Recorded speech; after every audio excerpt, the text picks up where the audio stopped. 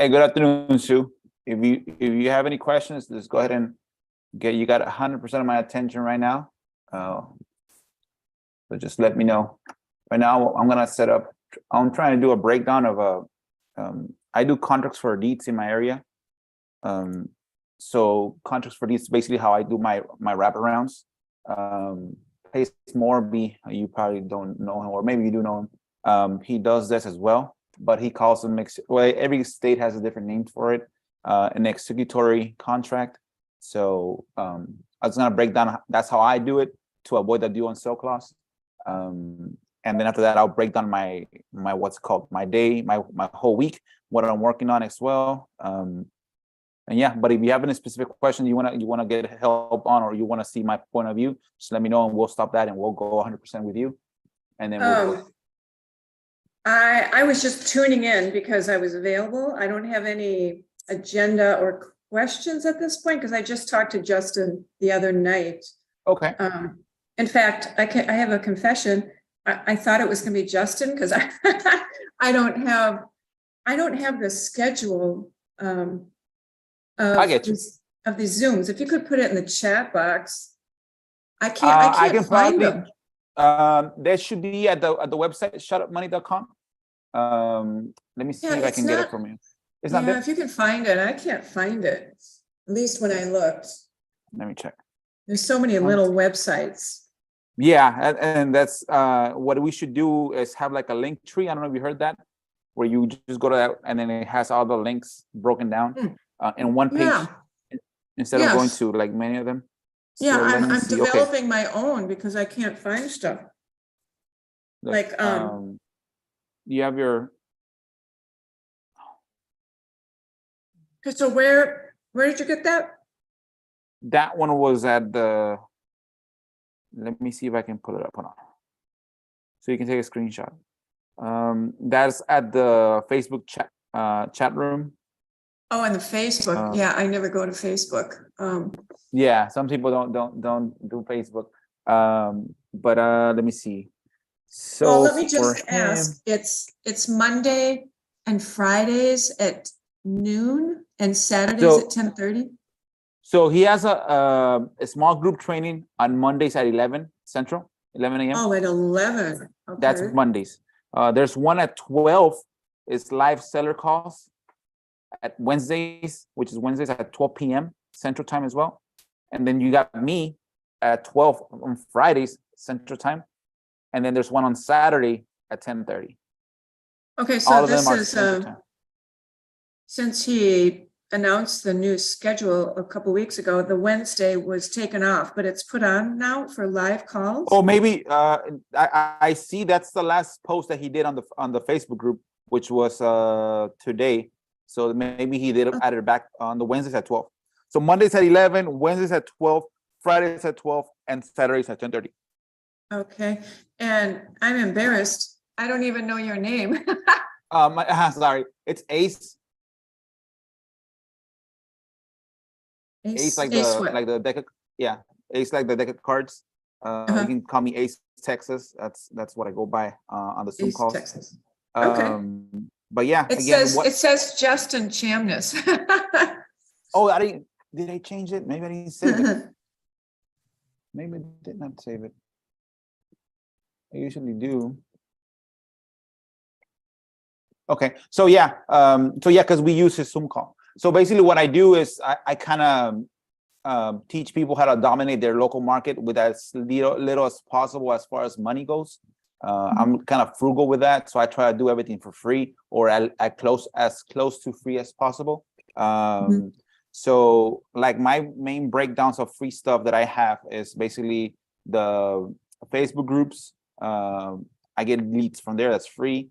I get the websites, which are not free, but they're not that costly. I have 34 websites. I get the Google My Business GMBs. I have 5 of those. I have 3 YouTube channels that connect to my Google GMBs. In my websites, I connect my Google GMBs and my YouTube channels. I do, of course, bandit signs, which is the most expensive marketing that I do, which is $1 per piece. I do stickers, which is probably like 2 pennies per piece. I do bandit door hangers, which are like 30 cents per piece. What else? Of course, the RBMs, which are like a tenth of 7/10 of a penny, or RBMs. As far as for my list, I get them from the local county, which are for free. Well, you can do it yourself. I do have a VA that I pull the data and then she does the actual scraping. But if can starting up, I did it myself, so it's basically for free. The driving for dollars, of course, it's free. The dropping off the USPS boxes are free as well. Basically with the yellow letter, or what's it called, just a call me notice on the USPS box, which is, it kind of creates a curiosity. So they open the box and, oh, what's this? And you don't tell them I want to buy your house. Just, hey, call me, I saw something. And when they call you, that's where the guts comes in. You got to be able to convert that curiosity of, hey, call me, to, hey, actually, I wanted to buy this house. So that's basically. So you don't use Justin's. I'm new to this, just probably 2 weeks. So you just have to forgive my naivety. No worries. So you don't use Justin's method on REI reply? He does do ugly houses. That's what I do, kind of like properties are wholesale. I do flip, I do what's it called, hold wraps. He kind of does the lease options, where he just gets the buyer, gets the seller, gets the fee in the middle, and then goes on his way. On a pretty house lease. Usually the main marketing channel for those is like Zillow and Craigslist. What I do, it's so basically what I do is people that they're not even raising their hands. Those are the people that I target. People that they don't even know that they're selling. They might have like an issue, like maybe taxes are past due, or foreclosure, pre-foreclosure, or they did a document as far as an affidavit of heirship, a power of attorney. Those are kind of triggers where it says if they're doing this, they're gonna probably eventually sell the house down the road. So those are the ones that I do. I did want to get into lease options because, of course, this year coming up, it's gonna get worse rather than better for people that had a high payment, but their jobs didn't go up with the inflation. So now they pay more for the regular, what's it called, the day in, day out of expenses as far as fuel, water, light, etc., and food. So now they're gonna have to start failing on their payments. So that's where we come in, where the lease option will be better, because I don't want to wrap too many loans, because if you wrap a lot of loans, like, you become a producer and then you have to register.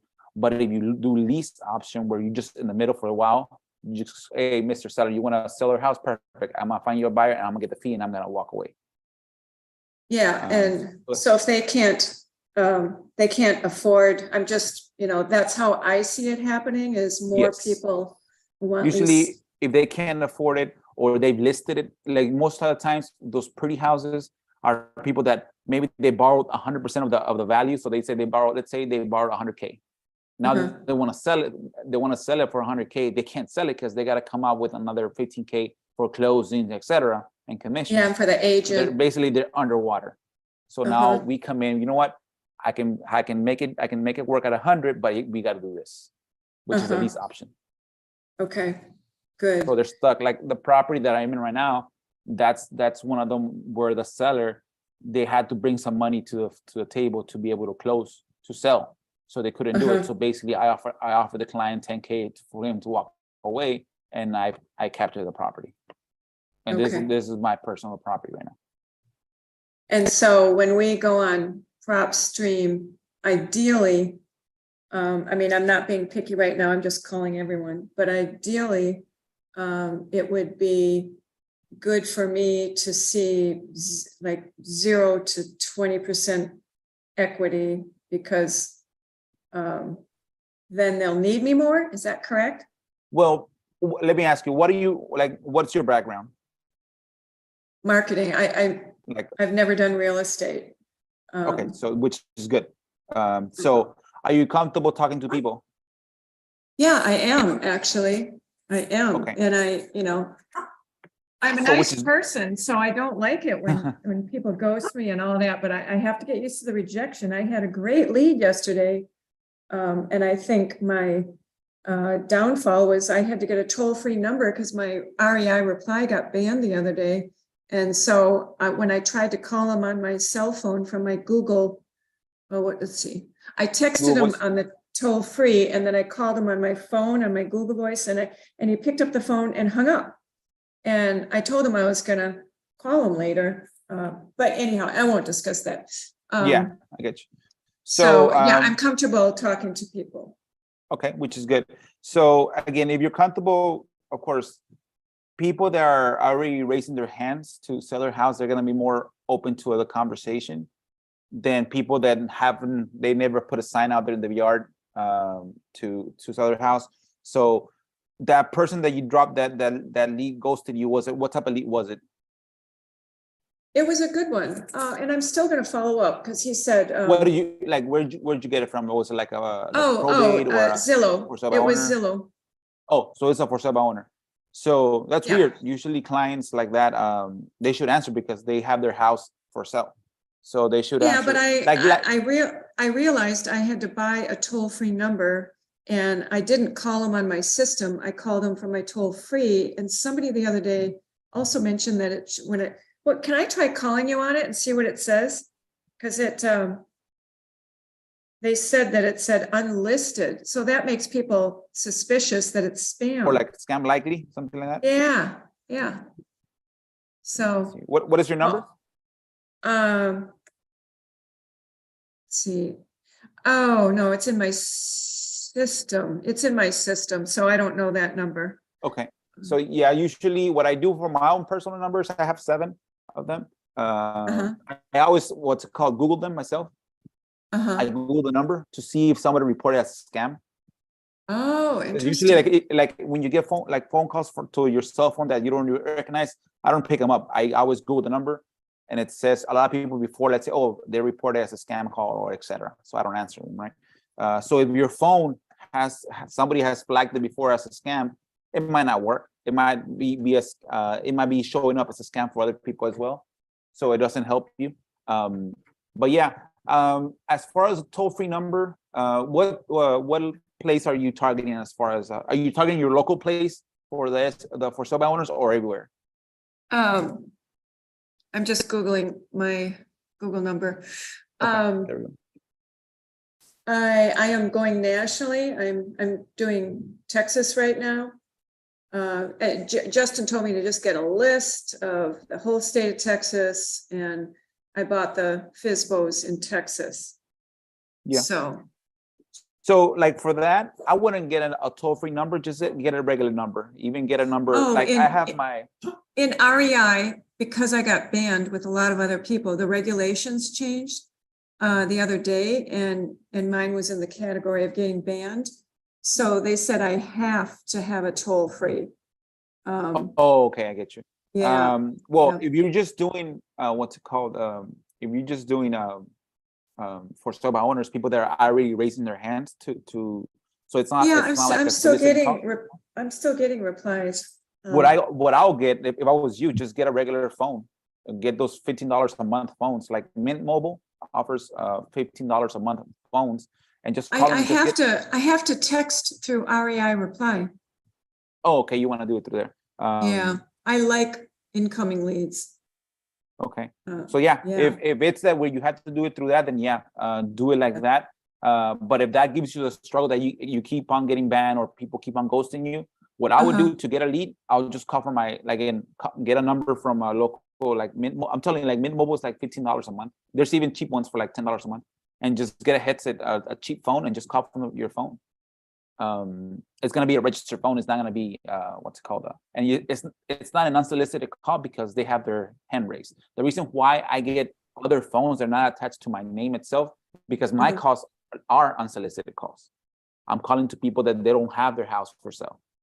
Yeah. You know what I mean? So it's different. So again, it's different, the conversation, how it goes to see if they want to sell. People that have it listed for sale, they should expect people to call them.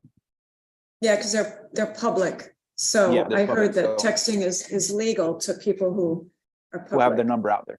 So if again, there's an app in case you can get it fixed up with a real reply.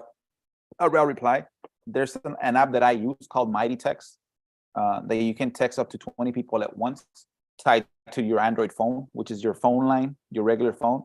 Yeah. It's I 20, it's don't think I'm $80 ready for that. Yeah, I'm not ready Okay. for that. I want REI reply to So figure how this many out. calls? So how many calls are you doing?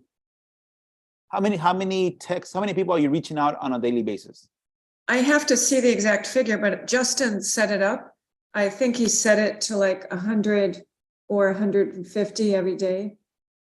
Okay. So So I'm getting like, it seems like less after I was banned, but let me check.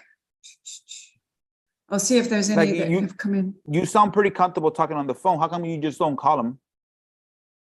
I do call them when, Like I mean, instead of texting them, just do the a call, the text, when they text back and say, yes, or what is this, you know, I always call them. Yeah, but now that you're banned, can you just like call them without even texting them? I stopped, they stopped me from being banned. So But are you banned right now or you're not banned right now? no, there was a red bar and I was banned for a day. Okay, so you're back up. Yeah. Okay.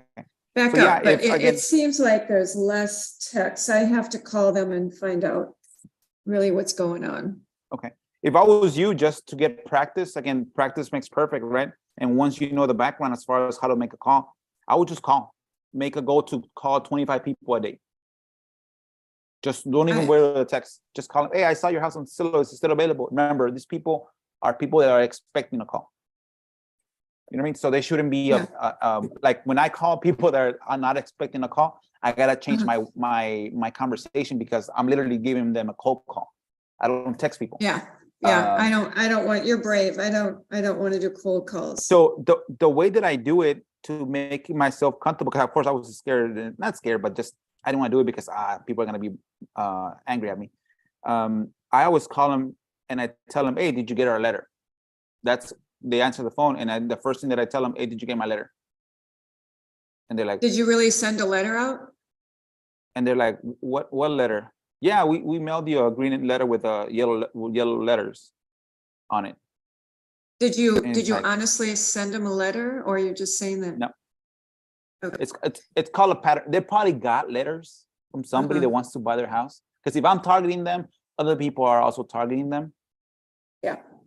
You know what I mean? So when they say, oh no, I never got a letter. Yeah, is your house there on Kansas Avenue? They're like, yeah. Yeah, I think my boss, Robert, he mailed you a letter maybe a while ago. He wanted to see if you might be interested in seeing an offer for it. I don't know if you saw it. Do I have the right person? He's like, yeah, but I'm not selling my house. I didn't talk to no Robert. And they get upset. This is where they get upset. Like, well, is that the only house on Kansas Avenue? He's like, no. Oh, so we probably had the wrong number then. They're like, well, okay. Because most people live in a street. They don't live like out there in the boonies. So that's how I overcome it. It's like if I was hiring you, hey, Sue, I'm gonna hire you to do this follow-ups. And what's the follow-up? You're just gonna call to see if they got that letter. And if they say no, okay, well, the letter had an expiration date to see if you're interested in selling. He's like, well, why are you calling me, Sue? Like I told you, my boss hired me to do this. I don't know. I got paid $10 an hour to work from home. I just got fired due to COVID. Again, I apologize for calling you out of the blue. I'm just doing my part. He said, well, don't fucking call me. Like, again, I apologize. It wasn't my fault. I was just told to call you. Again, I'm just doing my job. And you see, like that, you separate yourself from being the actual buyer to being just like an employee. People don't, if you're like when you knock on doors, which is, it's a little bit, if you want to see it as far as confrontation, it's worse than actually doing a cold call. Actually knocking on a door is worse than that because you really have the person in front of you. The way that I do the cold call, the door knocks is like, yes, sir. Did you get our letter by any chance? He's like, who are you? Yeah, my name is Ace. Robert sent me over. Like, who's Robert? Oh, he's my boss. He's like, so what? Yeah, he wanted to see if you're interested in selling the house. Well, why would he want to know that? Like, I don't know. He just hired me to knock on doors. He's like, yeah, I just got fired from Burger King. Again, I needed a job. I went on Craigslist and he said, hey, would you mind knocking on doors for $10 an hour? Like, yeah, wouldn't you do that, sir? He's like, I gotta feed my family. Like, yeah. So they reduce their anger pain from being angry at you. They're more angry at Robert. They're more actually appreciative of you that you're actually working for a living instead of robbing. You know what I mean? So that's how I switch the what's it called, my mentality to be able to be comfortable in doing the cold calls and being comfortable in doing the door knocks. It's just I'm being sent by somebody to make a call. I'm being sent by somebody to do a door knock. Yeah, I really like the inbound leads. I'm just gonna call REI reply and find out. And yeah, and wait for that. Yeah. So as far as that, again, yeah, keep on doing what Justin's great at doing the lease options. He, again, that's his bread and butter. Yeah, just keep on doing that. Make sure you don't get banned from what's it called? REI reply. Reply, and just wait for the replies. And again, in the idle time, you're pretty comfortable calling. Just call the people that have the for sale by owners. Just remember, it's like when you go to the gym, you want to get reps in. You want to talk to people. You want to talk to people. That's what you want to do. You want to be comfortable talking to people. Comfortable. So by the time you know it, when you get that lead, it actually works. You're real fluid in explaining what you're doing. Yeah. Because you don't want to be, like I always tell people, you don't want to go from 0 to 100 in the first lead that becomes a deal, because you might be stumbling and you might forget something. So the more reps you get in, the better. Yeah, absolutely. So what do you do with a guy? This was my good lead, and he said, hey, if you want to make an offer to me, he said, I'm in the middle of negotiating an offer, and I'm going to counter offer on Monday. He said, but if you want to send me something, I'll look at it and I'll talk to you. And he said, but you have to, he's in San Antonio and it's a very marketable house for $300,000. And he said, but you have to go through Trek Real Estate. And he was talking about a legal form. You probably know about Trek. I didn't. Okay. Trek is the Texas, I think Texas Real Estate, something, contract, something. Yeah, and they have forms. And I thought, I said, I'll send it through DocuSign. And he said, my lawyer only takes stuff from Trek. And he said, go on Trek and do that. And I thought it was just like a signing thing like DocuSign, but yeah, I wasn't gonna. Again, that type of client, it's already like kind of like a, I don't want to sell you kind of client. I mean, he's like, go to this, because again, does he have his house? Because he said he sent you to his realtor, right? No, he said his lawyer. Oh, his attorney. Okay. Well, Mr. Again, did you guys already talk? What is the sales price that he has on Zillow? Do you remember? 300,000. Okay. Does that number work for you? For me or for the lease option transaction? Like, can you get it for 300 and sell it for 320? Okay. So basically, when you tell him, well, Mr. Seller, did you tell him, like, you know what we're trying to do is, are you open to doing an owner finance for 36 months or a lease option for 36 months and then cash you out? Did you get to that point, or you just? Oh, yeah. We were talking about the monthly, and he understood. So he was like, hey, it's been on Zillow for, I don't know, 60 or 80 days. And he said, but I'd be willing to do this. And he understood that it was monthly. And that leads me to a question. How come we don't do yearly lease options? Why are they 2 years?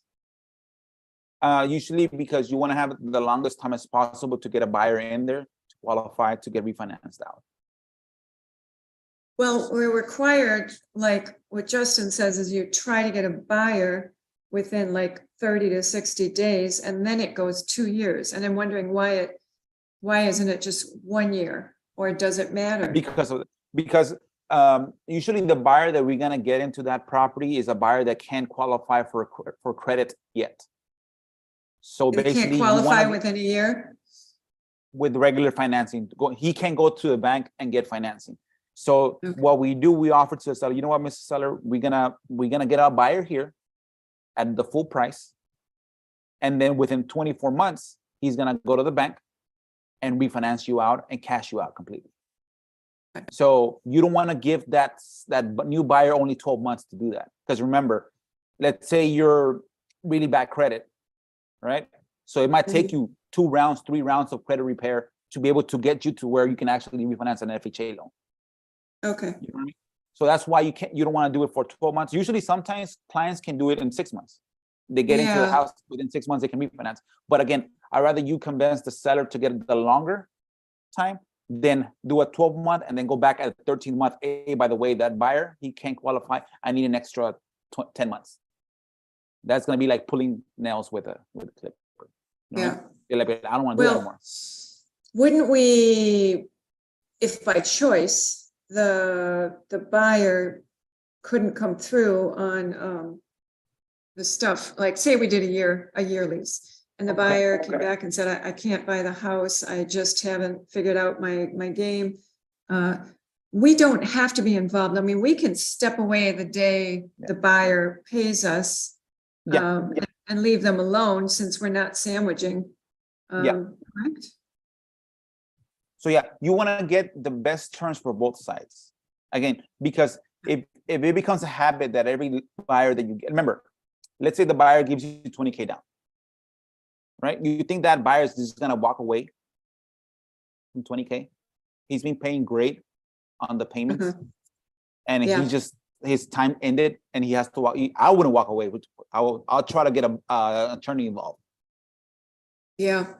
So again, you want to give him as much time as possible so that he can qualify. And again, remember, you do, even though you're not in the middle no more, you keep those in your CRM to make sure, because you don't want to come back at you where, hey, you got 3 lease options out there, both 3 buyers are suing the seller, and now you're involved in the lawsuit. Wow. That's why lease options are so iffy and dangerous if you don't do it the right way. Because again, if I'm a buyer that gives you 30K down per se, and I'm signing, yes, I know it's a lease option, and I know this, and I know this, and I'm 100%, I know that I'll lose my 30K if I don't get a loan in 12 months. But when it comes to being the 12th month and I'm about to lose 30K, I'm gonna change my mind completely. I wasn't. And that's when they go after a lawyer. Yeah, you hire. Wouldn't you hire an attorney to save this 30K? Yeah.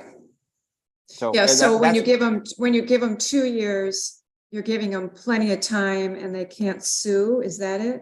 Well, you can still sue, but it gives you a longer time. This is where you, as the investor in the middle, will follow up every 6 months. Hey, how's your credit? Hey, 9 months. Hey, how's your credit? Did you already fix it?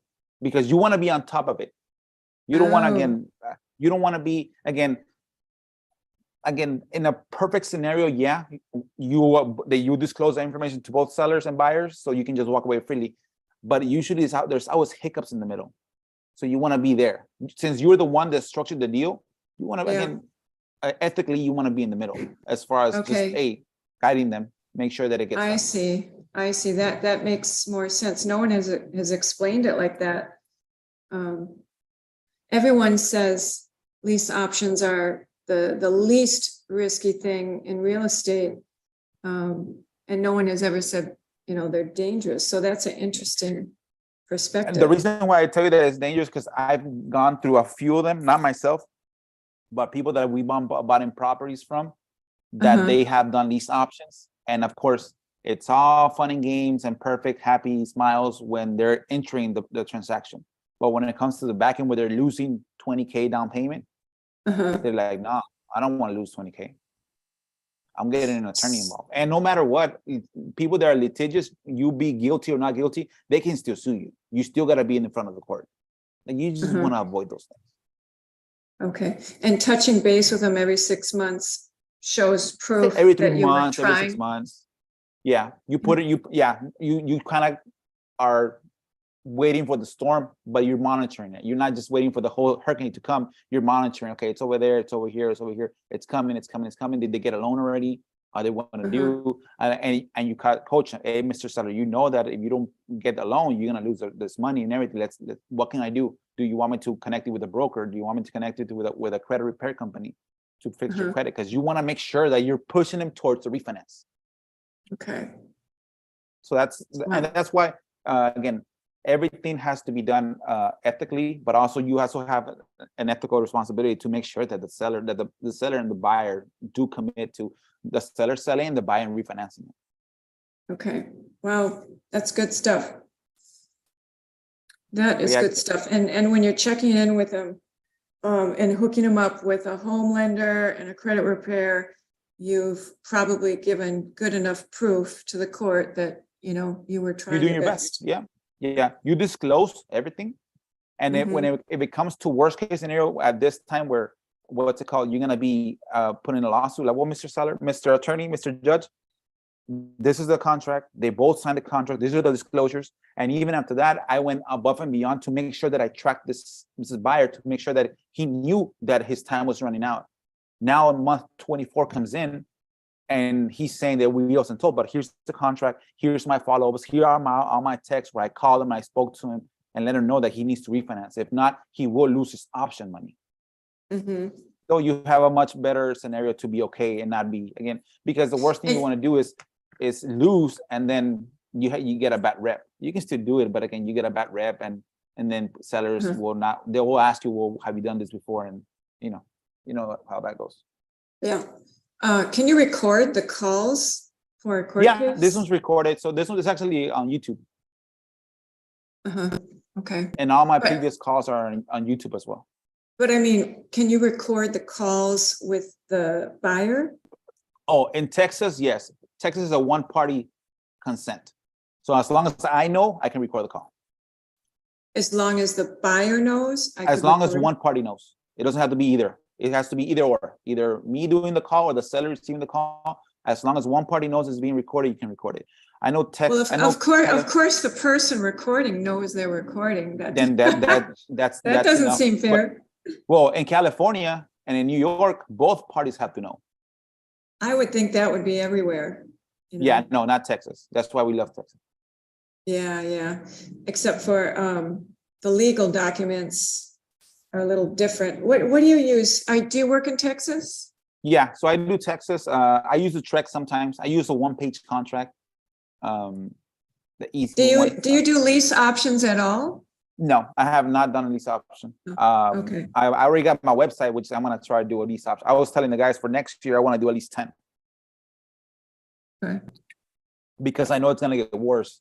There's gonna be more influx of people trying to sell that they can't, because they bought top of market and now they want to sell because they can't make the payments. So they might be passing three or four payments and they got to bring 20K into the table to close. You know what, Mr. Seller? For me, either a lease option where I can get two buyers connected, a buyer and a seller connected, or I'll just do wraps. I'll take over the payments. I'll take over the payments on the really nice ones. I don't know about wraps. I've heard like a couple of sentences, but I can't get confused with learning other strategies right now. I have to focus on one. Yeah, I get you. I understand. Yeah, definitely. But yeah, lease option is a great technique to do. But again, one thing too is that you need to get comfortable. Again, for me, if I was coaching you, I would tell you, you know what? Don't worry about the text, just call. I want you to get 30 reps every single day of calling clients. Just go to Zillow. I mean, how would I call if I'm not getting the leads? Just go to Zillow. But the phone number is it there? No, yes. Yeah, that's when you pay for the Zillow leads. What you're paying for a bot to go to the Zillow website and scrape it and get all the information and give you the numbers. But I like the REI reply because they reply back and they're like basically yeses. So So again, what you're doing there, again, are you getting reps? You might get like 3 or 4 reps a day because you're texting them and waiting for the yeses. That's not really a rep. What I want you to do is get comfortable at talking to the client. You know what I mean? A rep. What are you saying? Rep. Repetitions. Oh, okay. Yeah, get as many repetitions as far as learning to talk to clients, because maybe a client will not text you back. Maybe the client wants to call, and maybe that client was a deal, but you didn't call him. And again, if you have time, if you can do 30 calls a day, it's nothing. You don't, like I'm telling you, you can just get your phone. You don't even have to get a 1-800 number. Just going through, not your personal. Again, you can even go get up a second line through GoDaddy. That's how I started the business. I pay $10, and with my iPhone, it gives me a second line, and I can call from that line and text. I do Google Voice. Justin Google Voice does is Google good. The thing about Google Voice is that I wouldn't recommend it because it kind of doesn't have the right. How can I say it? I don't know. It might come out as because when you get a call from the Google Voice number is being connected. That kind of already tells the seller that you're calling, or etc. when you're calling you back, Like, this is, why am I calling a Google Voice? Mhm. So for me, I don't want any type of, what's it called, of hesitations when the seller calls me back. Wait for the Google Voice to get connected. No, I want him to go, oh, this is my personal line. So that's what I don't do, Google Voice. So what do you use? So if I was you, I'll smart line. Hold on, let me show it to you. Smart line. And it's not expensive. It's $10 a month. Unlimited number, unlimited phone calls, and unlimited text. Let me show it to you. What's the service? Let me show it to you right now. Let me know if you see this. GoDaddy. GoDaddy is called a smart line. Oh, GoDaddy Smart Line. Okay, I'm gonna write this down. So you see, there's one for $11 a month. It went up. Mine was $9 when I got it. $11 or $21. I'd rather get this one. Get a local number. Don't get a toll-free number, because remember, you want to come out as a personable, not a business. You know what I mean? Because people think business, oh, making too much money, he wants to make a killing out of my property. Hey, I'm just a local investor. Again, I'm not a big guy. I just, like I always tell, yeah, my boss Robert, he's just a retired lender. Again, he has some 401k money. He's not rich. Do you want to sell your property to a big business? Like, oh no, I don't want to sell it to big business. Well, then don't ask me that question again. Okay. So again, I would do that. And you can do it, actually has both, either for Google or for Android or for an iPhone. And it goes straight to your phone, and you can make calls from your phone. That's how I started. And then, like for me, I did a lot of information through this phone number, so I was able to port that number out into a physical phone that I have now. I missed what you said last, but it sounded like it comes through your normal number. Is that true? Yeah. No. It's an app on your phone, basically. Okay. Like it's called Google a smart app. Yeah. Yes, like a Google Voice, but when you call it, it's just like a regular phone. It doesn't tell you that it's a Google Voice. It's just a regular phone. Can't you set Google Voice to not interfere at all? I would think they'd have that service. You can, but what I've noticed when I call numbers, like when people call my signs, it happens like I hear, wait for your Google Voice to get connected.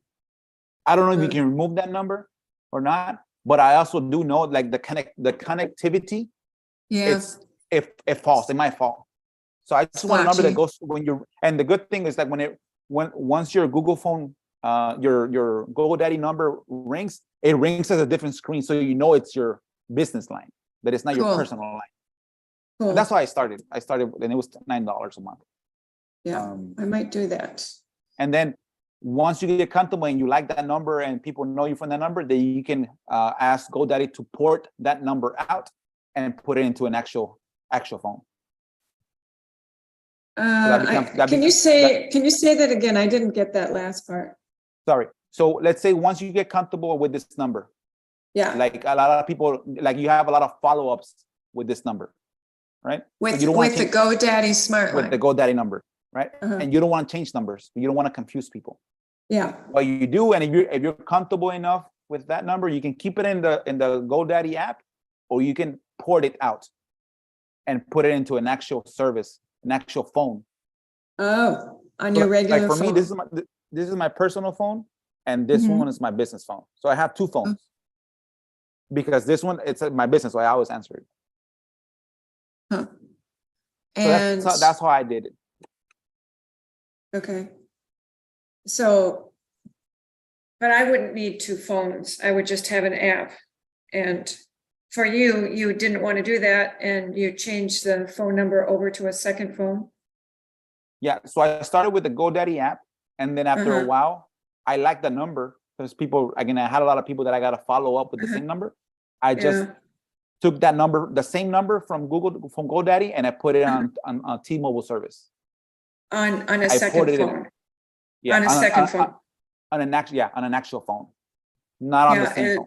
You went and spent like $500 on a phone to make it an actual number?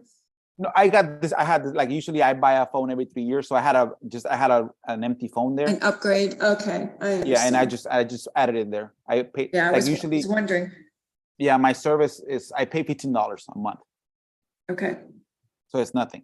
And it's on, and with that, I have this number, and I was telling you that app that I use, I can text 20 people all at once using the phone, okay, my hotline. I can, like before, I didn't want to pay for any. I do have a rare reply, but I don't want to pay for anything. So I was doing my follow-ups through that app, and I was mass texting 20 people at once through my phone. did you get any deals? Yeah.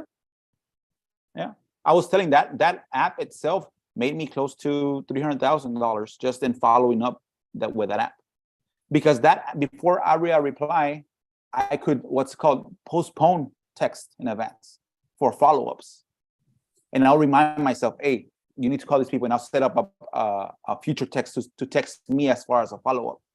So that was my service provider. Like, for before I reply, my CRM, I had Podio. That was the one that was texting automatically out, hey sir, are you still interested in selling? They said no, I'll go in there and do another future text for 3 months. That's how I did future text without knowing about it. I just postponed it. When I got the text that it went out, they said no, I'll do another text for the future. Wow, And that was a lot of information. I'm sorry. So, no, you're so knowledgeable, and I appreciate it. Okay, I'll start dialing away on Zillow. You have a good recommendation, because lately, the last 2 days, it's been, like four calls. Yeah. And that's not enough. But when I know you can set up so Zillow will notify you when somebody pops up on a new FSBO. But can you tell me why a new FSBO would be interested in a lease option? Because I think that they would be interested after they've been on 80 days. For a while. Well, it depends on again, what I do tell people, like, don't put your type of knowledge in the seller's head, because that seller might just be waiting for that one call. And yeah, I just want to get out of my plate. For us, we assume based on statistics and based on previous experiences, like, yeah, usually most of my contracts come from the ones that are 60, 90, 120 days out there already. Mm-hmm. But you never know. You never know. Maybe that guy just listed it and you call him, yeah, I'll do a for sale by owner. I'll do a lease option. So that kind of, it becomes an outlier. You know what I mean? But again, for ourselves, don't put our mentality, our knowledge, in the seller's knowledge, in the seller's mentality, because you don't know how they're going to answer. And like, it's perfect example where you think, oh, this seller's not going to take 50K for the property. It's too low. And you don't offer 50K. But if you would have offered 50K, maybe you say, oh yeah, I want 50K. Perfect. You know what I mean? So don't put your knowledge of, oh, I think the house is worth 100. I'm gonna offer him 80. He's like, because if I offer him 50, he might say no. But you don't know that. Maybe he just wanted to get 50. But based on your bias, that most people won't sell it for 50, you didn't ask for 50. But if you would have asked for 50, he would have said yes. So never put your bias and your knowledge in the customer's mentality, because you never know what type of client. Again, this is where the conversation goes in and you get to know the client, so you know what to ask and what to tell. But again, never try to assume what the seller is gonna say or answer. Okay, that's good. As Justin has said, I mean, this is different than his script in the course, but recently he has said, when you call him, get he said five things, and I only see 4 here. So the name is probably one of them. But when I call up people and I say, hi, I'm a real estate agent, and I'm looking to pick up a new property, and I saw yours, and I was thinking if I can ask you a couple questions, and then you can ask me a couple questions. If at any time you feel it's not a fit, just say no, and we're done with the conversation. Is that okay? Okay. So then I say, okay, so are you a FSBO? I mean, I guess I should say, is this for sale by owner? And they say, yes, it is. I don't have to say, so you aren't on the MLS, right? Yeah, well, you can, again, though, if you listen to Justin, like his flow, the way he talks, that's because he's had so many repetitions of saying the same thing over and over and over that it just becomes second nature the way he talks. Yeah, you know what I mean? Of course. The way that I conversate when I first got with Justin, because I was one of his students when we first got together. I learned a lot from pace yourself, don't rush yourself. So I kind of got some of his techniques and implemented into my techniques. And I improved my conversion ratio by asking the right questions, asking the tough questions. But again, you're learning from Justin that has done it for a long time. Again, his technique is perfect as far as he talks super nice. Like it just flows. It's so smooth. It doesn't even, like, for me, if I try to do it like him, it's kind of like structure. I'm like a robot because it's hard for me to slow it down. So what I got from him is just a couple of techniques from his flow to be able to implement into mine. Yeah, like if it was for sale by owner, I would ask, well, Mr. Seller, I do see it as for sale by owner. How come you didn't list it with an agent? Again, most buyers are with agents. Probably 99% of the sales in the market are probably through agents. And what are they going to answer? Well, I want to save money. I don't want to pay for the fee. So, Mr. Seller, what's more important to you, the money that you're going to spend or keeping the property on for sale? So what do you mean? Like, yeah, because I can guarantee you, if you list it with an agent, you might sell it in a month. But if you for sale owner by yourself, you might sell it in 6 months. So it's more important to save as much money as possible, or it's more important for you to sell the house. Again, this is a guts question. Why is it a guts question? Because you're confronting the seller of why he's listing it for sale by owner instead of with an agent. So again, that's a good question. The questions that I would ask the clients, and I have asked the clients like that. Like sometimes it comes to a point where they tell me, well, I gotta sell the house because I want to move with my kids are in California, and again, they're growing up, and I'm not, what's it called? I'm not there with them. I'm losing all this time. Well, Mr. Seller, I can buy your house, but I can only give you 50. And he's like, well, that's too little. Well, Mr. Seller, maybe I misheard you. What's more important to you, Mr. Seller? Being with your kids or the money?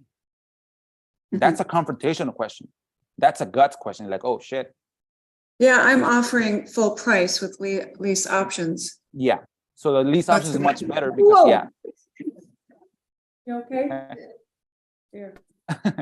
So with the lease options, it's much better. You just gotta be able to flow completely through the conversation and break down what a lease option is. And if they agree, perfect. Let me send you the agreement that explains exactly what I've told you right now. Now it's 3 p.m. right now. What's your email? Okay. Are you in front of the computer? No, not at the moment. Okay. Let me email you this right now. What are you going to be doing? When can you see this email, Mr. Seller? At 5. Okay. Let me do this. I'm going to send you the email right now, and I'll set you up for 6 p.m. If you have any questions between now and 6 p.m., write them down. And at 6 p.m., I'll call you to make sure that we don't have any confusion with the agreement. That's what most likely, like, kind of Justin does, but I did it in my own way. Yeah. More or less a little bit of a switched up. But you see, when you hear Justin, like he's just like super flowy because he knows it so much, because he's done it so much. He's done it so many times. Yeah. Yeah, and that's what the repetitions comes in. Okay. So like that's what was my advice for you. Just do a lot of repetitions. Fail right now, so that when you get a good lead, you already have at least 20 people that you've talked to before. Yeah, that's really good. I'll let Mag Ventures ask her question. What's going on, Mag?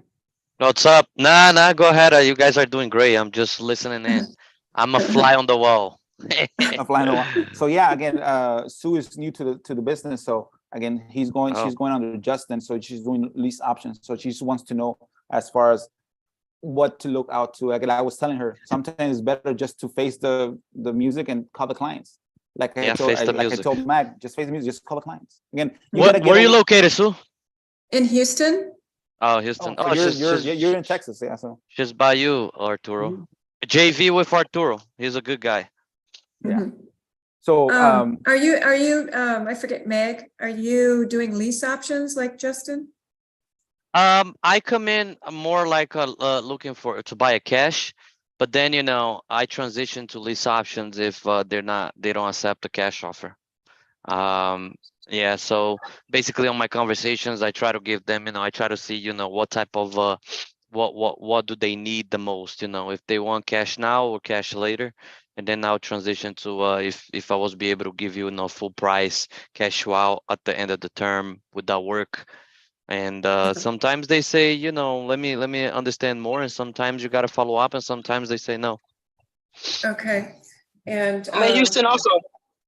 I have Hey, to put you Tyreek. guys on mute. I got an HVAC guy signing me out, so I'll be back. Go Sorry. Go, I want to go know for it, more Sue. about Mag's. Yeah. Again, how this long have calls you been in? are recorded, so don't worry. You can always go to YouTube and they're there. Yeah. Okay, I'll be But back yeah, if you're again, still there.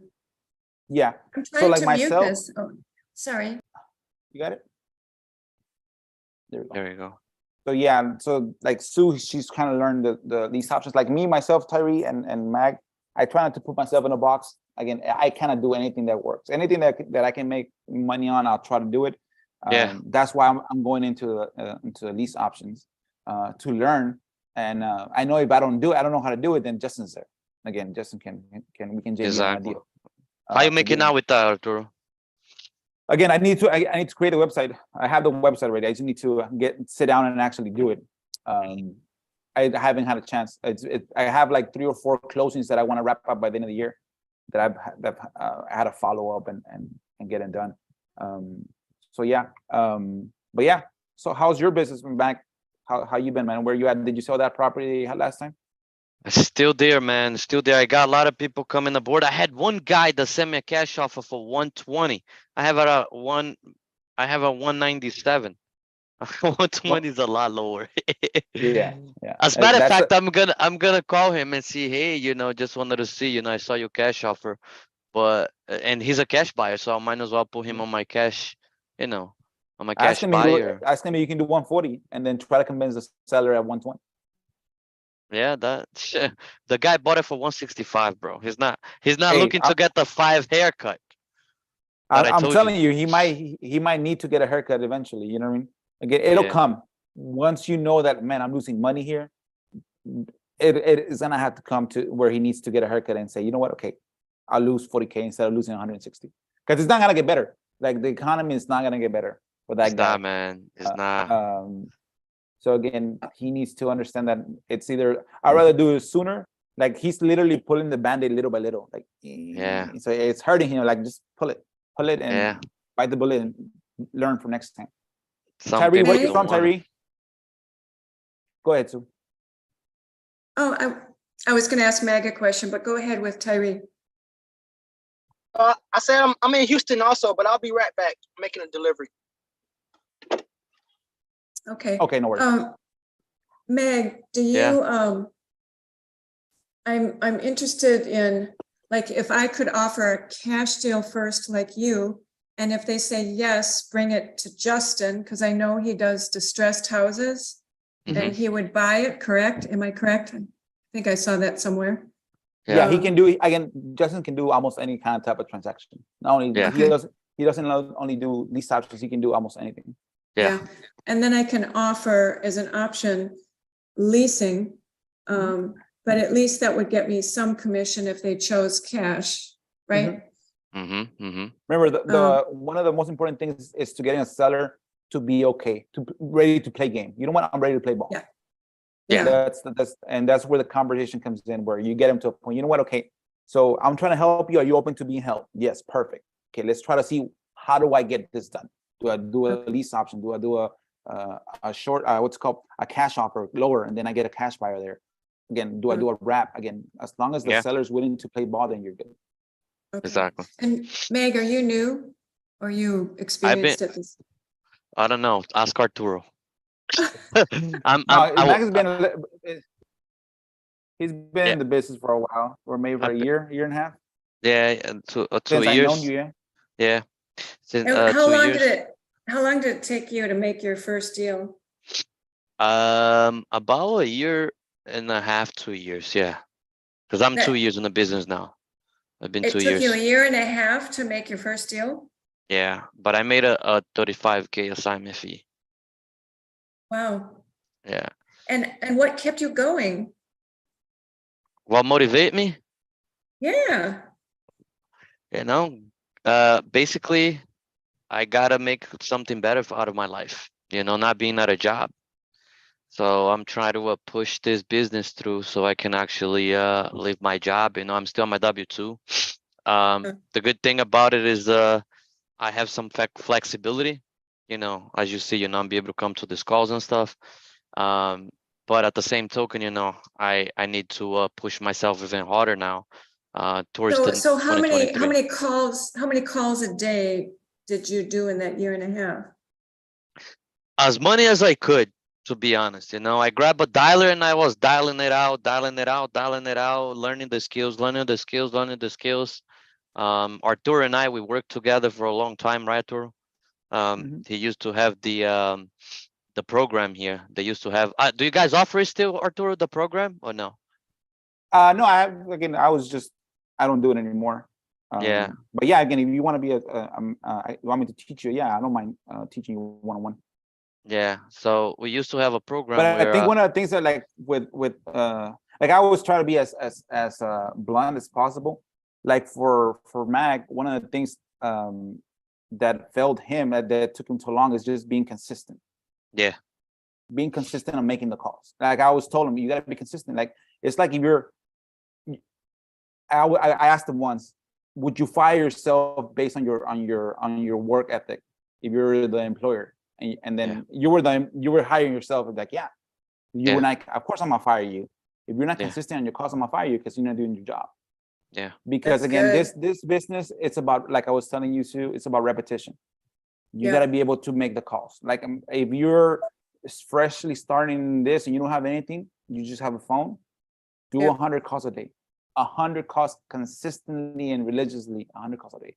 But again, life happens, and of course you're making 20 calls and you're making maybe 100 calls in the whole week.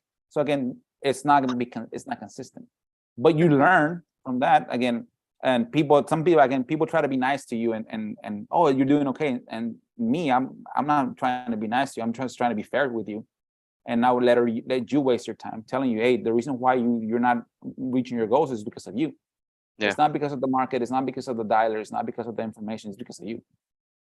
You know what I mean? And as long as you have that you don't want to be accountable for yourself, you're never going to be successful. You might get lucky, but you're never going to be successful.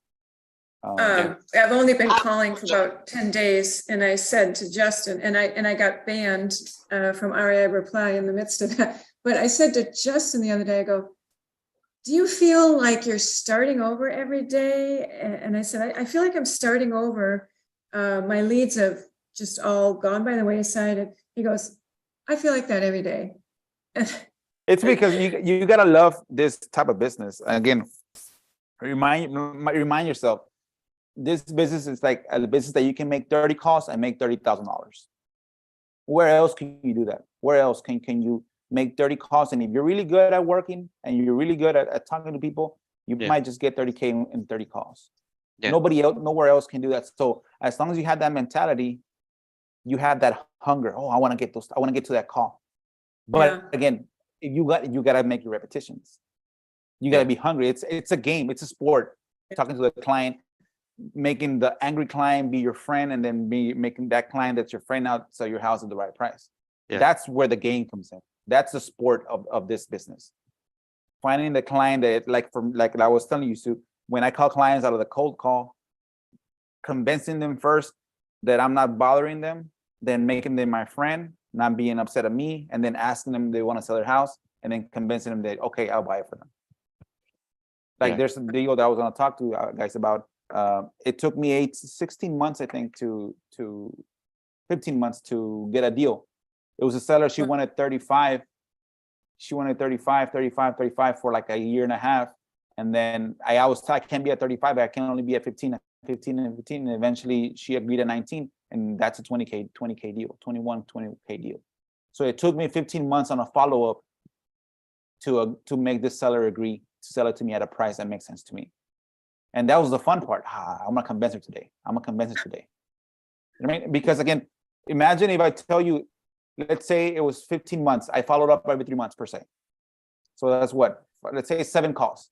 So you're telling me that you made 7 calls and you made 20K? Who in the right man wouldn't do that? I would do that all the time. You know what I mean? Absolutely. For 20K, shit, I'll do that all the time.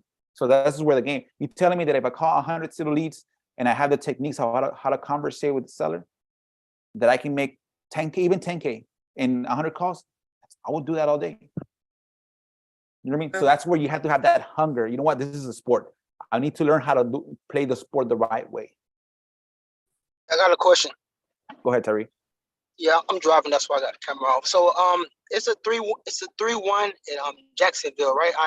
It's been on the market for 452 days. I spoke with the owner like 35 days ago, close to 40 days.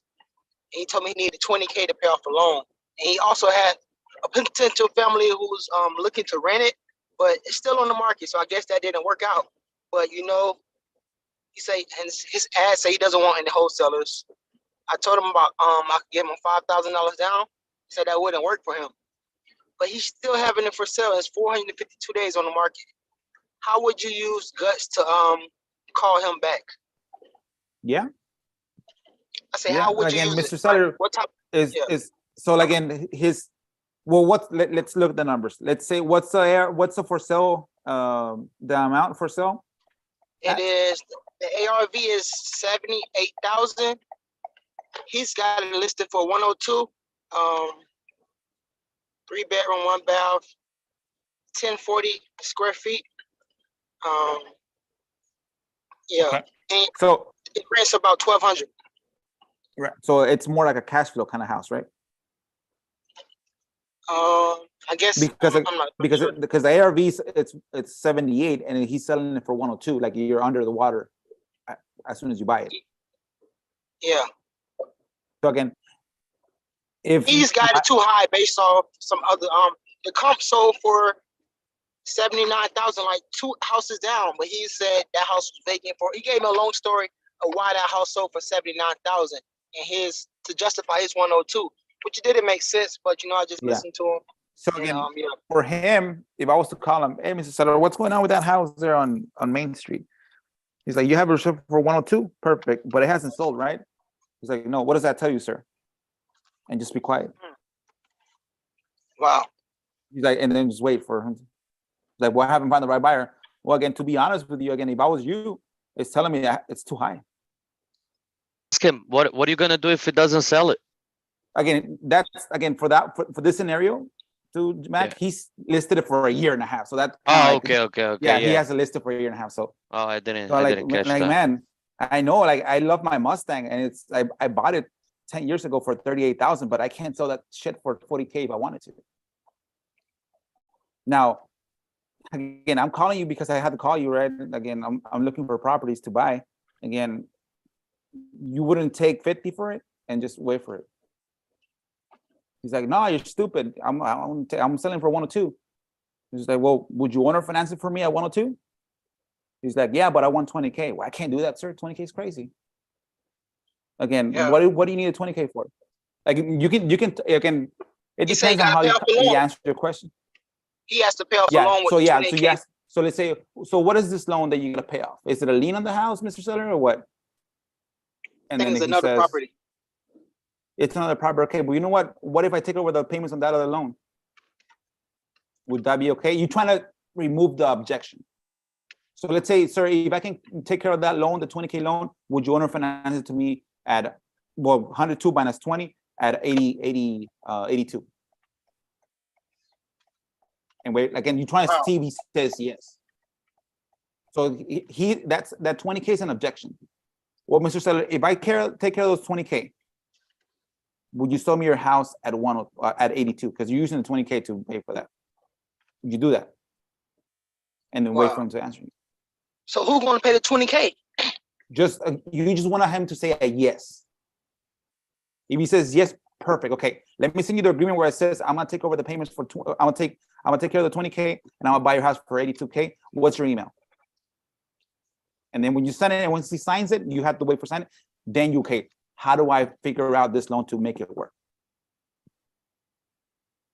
Because I'm pretty sure if you tell him that, he's gonna say no. True. Because I think that 20K is just a bullshit objection. Yeah. That's what I'm thinking. He probably don't even need that much, but he's not in pain since he's been on the market that long. What you think? Yeah, he's been see, but if you just want to see if his objection is the right objection. You know what I mean? If you don't want to get sold on that objection. He's trying to sell you, oh, but I need 20K. Well, sir, what if I take care of, again, remember, what if I take care of those, if I take care of those 20K, would you sell me your house for 82? And wait for him to answer you.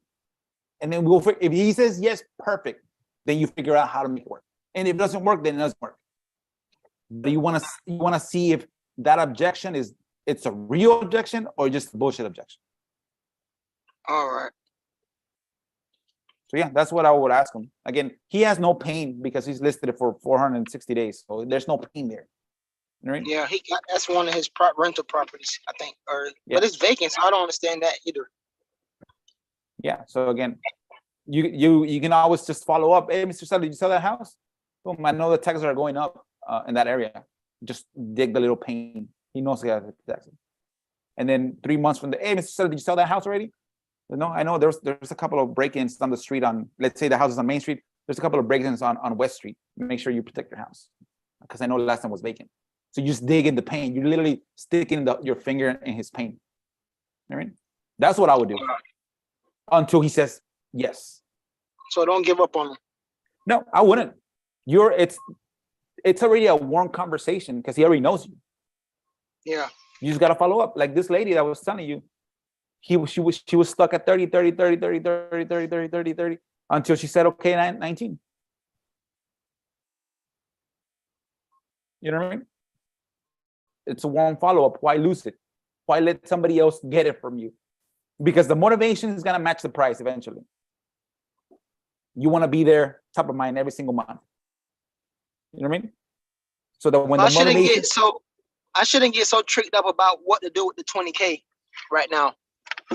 No, you just want to make sure that you get to a yes. You know what I mean? And if it's not right now, then it's in a month. And if it's not in a month, then it's in 2 months. If it's not in 2 months, it's 3 months. And in 4 months, then 5 months, and 6 months, and 7 months. If it takes you 20 months, it takes you 20 months. That's what the good about the CRM that you can just follow up. And don't give up. It's like I always tell people, if you have a warm lead already, don't give up on it until the seller sells it to somebody else or dies. And hopefully he doesn't sell it to nobody else because you've been consistently following up with him. Consistently. So yeah, but yeah, Mac, on that one, I would ask him that. Hey, I got 140K. I have 120 cash right now. I just got a credit line for 120. Again, 120, 160, it's not that far off. Yeah. It's 40K. You might hit him at the right spot. Maybe his sister calls him that his nephew is sick and he needs money. You don't know about the motivation. Yeah. Right? I'll call him. I'm gonna call this cash buyer and see what's up. Yeah, get the buyer 150. Yeah, let me try. And then go from there. But yeah, as far as lease options, again, I'm gonna try again. That's my goal for the year before it ends. I'll probably do all this stuff during the break. But yeah, again, I wanted to talk to you about a contract for deed. But again, I'll talk to you guys next time on that. But yeah, you have any other questions, Mag? What's going on? How's your marketing going, man? What are you doing for marketing? What happened to Tulio? What happened to our reply? I know this lady said Sue said that her Tulio got banned. I don't even know. Mine's working. Maybe bro, like what's happening is, well, from what I heard, and let me tell you what happened to me. Twilio is being cracking down now in a lot of people.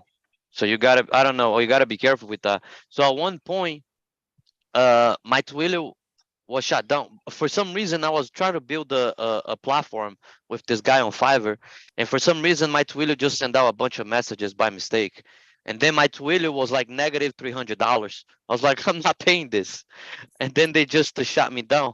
And I haven't used them ever since. I use Roar now. And Roar uses Twilio, but I don't deal with Twilio. You know what I mean? Yeah. I know the text messaging platform. I heard from other people that it's going It's basically, you know, it's looking its way out now because, you know, because of the whole company's cracking down on everybody about text messaging. But that's So what the people that are doing the blast, like 300-400 texts a day. yeah, basically. that could be, yeah. Yeah, so that's why. With my 'Cause I think marketing, mine's still working. you're still working? That's good. That's Yeah. good. I started marketing. I'm trying it out, Z Buyer. I've been getting a lot of you know, wrong numbers and stuff. You know, I try to call them and I noticed that I just started this week. I noticed you gotta call people right away, man. Some people are like, Yeah. no, I It's- didn't fill this out. I didn't fill Yep. this application out. Or whatever. I'm like, oh my gosh. Yeah, So but now again, I gotta, but if they don't set it up, you can get a discount. You can get a credit to your account. yeah, I got a replacement. You got a replacement lead. Yeah, but But remember, I'm that's a warm lead. yeah. So that's a warm Yeah. lead. They might say no. Just text them from a number. Hey, is this your house? Yeah, yeah. And then if not interested, follow up for 3 months. Hey, is this your house? Yeah. No. Another number 6 months. Is this your house? Yeah. Did you get to download the previous leads? Yeah, they don't let you download. You know what I mean? Like you gotta go one by one. Yeah. So Hire a fiber guy. So what I'm gonna do, yeah, I either, you know, have someone scrape that, or I scrape. Yeah, I that's get a that's scraper and they're just scrape How it. many did you get previous? I got the cheap one. You know, I got like the No. How many previous leads did you get? 175. Oh shit, mine was 600. That's good. It's because you bought the bigger package. And now they just giving out. I bought like 15 leads a month or something. You know what I mean? Like not a lot. Okay. So yeah, I'm trying them out. And I'll see how it is. I'll download the previous leads. And then also I'm gonna do a abandoned signs tonight. I'm gonna do also and I'm doing expired listings. I'm texting them, my VA's texting them, and also what else? My VAs are cold calling. I got a few leads that I gotta follow up with, you know. So it's basically a lot of follow-ups at this point, bro. Okay. But A lot yeah, of those C buyer leads, you have to call them like ASAP. And I'm actually gonna do something, you know, with my business now. You probably heard about agent outreach, right? Or no? Probably you didn't heard about agent reaching out to the agents, right? To the No. listing agent. So if you have, I think we talked about this before. So I'm gonna be, you know, talking to the agents and stuff, reaching out to the listing agent and offer a cash off on the property, lock them up, you know, and assign it to my end buyer and stuff like that.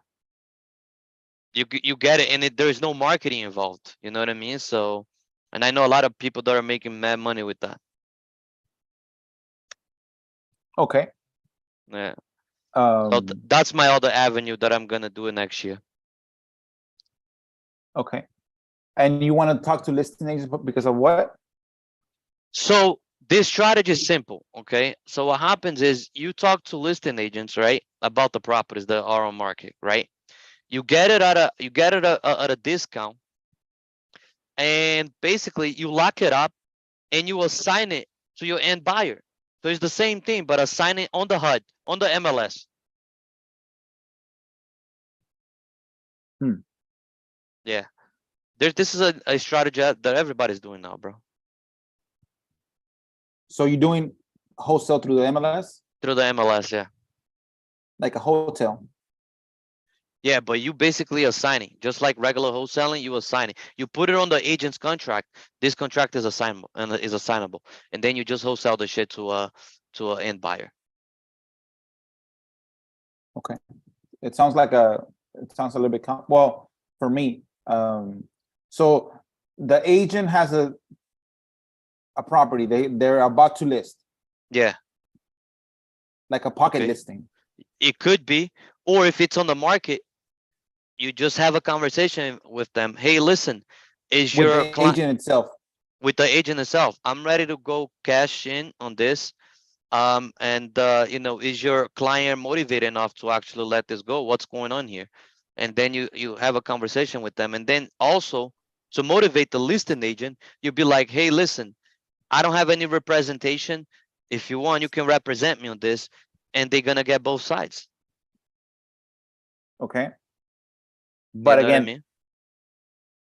so okay, so then let's say they agree and you sign their contract. Okay. Right? It's not gonna be. Are you gonna be the buyer on that contract, or are you just getting an assignable contract? I get an assignable contract. I make the contract assignable and I sign it to No, my no. end buyer. Okay, but how do you get paid from again? On the HUD. No. But yeah, but when you have an end buyer, if it's not a cash buyer, you can't get paid an assignment. Yeah, it's gonna be a cash buyer. It needs to be a cash buyer, bro. Okay, oh, I get you. So the only thing there, like again, this properties, most investors they look at the properties online already. You know Yeah, which is fine. Unless you can. As long as you give them a deal, you know what I mean? There's a lot But of cash why buyers. like for me, I know people that do that. Like that guy that some guy called Luis that I follow. He does that. He assigns contracts from the MLS. Yeah. Again, for me, it's just because again, if I was an investor, I already know. Unless you get it, like if it's listed for 100 and you get it for 50, then yes. You'd be surprised. There's people that get, like, let's say for instance, the house. If you look at the ARV, right, and then and then you look at the ARV, let's say, you know, past month or so, and then you lock it up at the property at a discount, at a 50K discount, and you'll be able to assign it for a 10K, bro. You're making 10K. Oh no, I know. But again, That's good. The reason why the sellers went in there, they went with an agent because they don't want to get discounts. Again, I know, but again, if I was me, do I want to fish in a pond or do I want to fish in the sea? I see what I mean. Like, I see. I understand what you're saying as far as reaching out to an agent. You know what? I can get you 50K. Would your buyer take a 50K discount? Maybe you get, like I was telling Sue, you might get that one. If it's a deal, you got to look it up. If you got to make sure you're good on your comps too. Hey, listen, I just saw this property. You know what I mean? That's why I'm training my comps more and more now. I'm looking at this property here, and then you got to make adjustments like 10% because of the market conditions right now. If it was sold like a long time ago, but I look at my comps from a month, and then I give them a cash offer, 65 or 70%. And I give them a cash offer, and I see that it's a deal. If it's a deal, my end buyer, is gonna the end buyer, which is gonna be a cash buyer. He doesn't care. They wanna. Yeah, it doesn't care as long as if it's a deal, man. Who cares if it's on market or out? No. The things I'm telling you is like the probability of that happening where you get that seller to be at the 30, 40K, 50K discount, it's gonna be kind of slim. Because the reason why most sellers are selling with an agent. It's again, try it and let me know how that turns out. I'm telling you because I know people that are fucking making money with that shit. But remember, I know people that do that, but they do like 1,000 calls. Of course, you get you have to have the infrastructure to reach out to 1,000 people. One thing, Jamil, right? Jamil and Pace, right?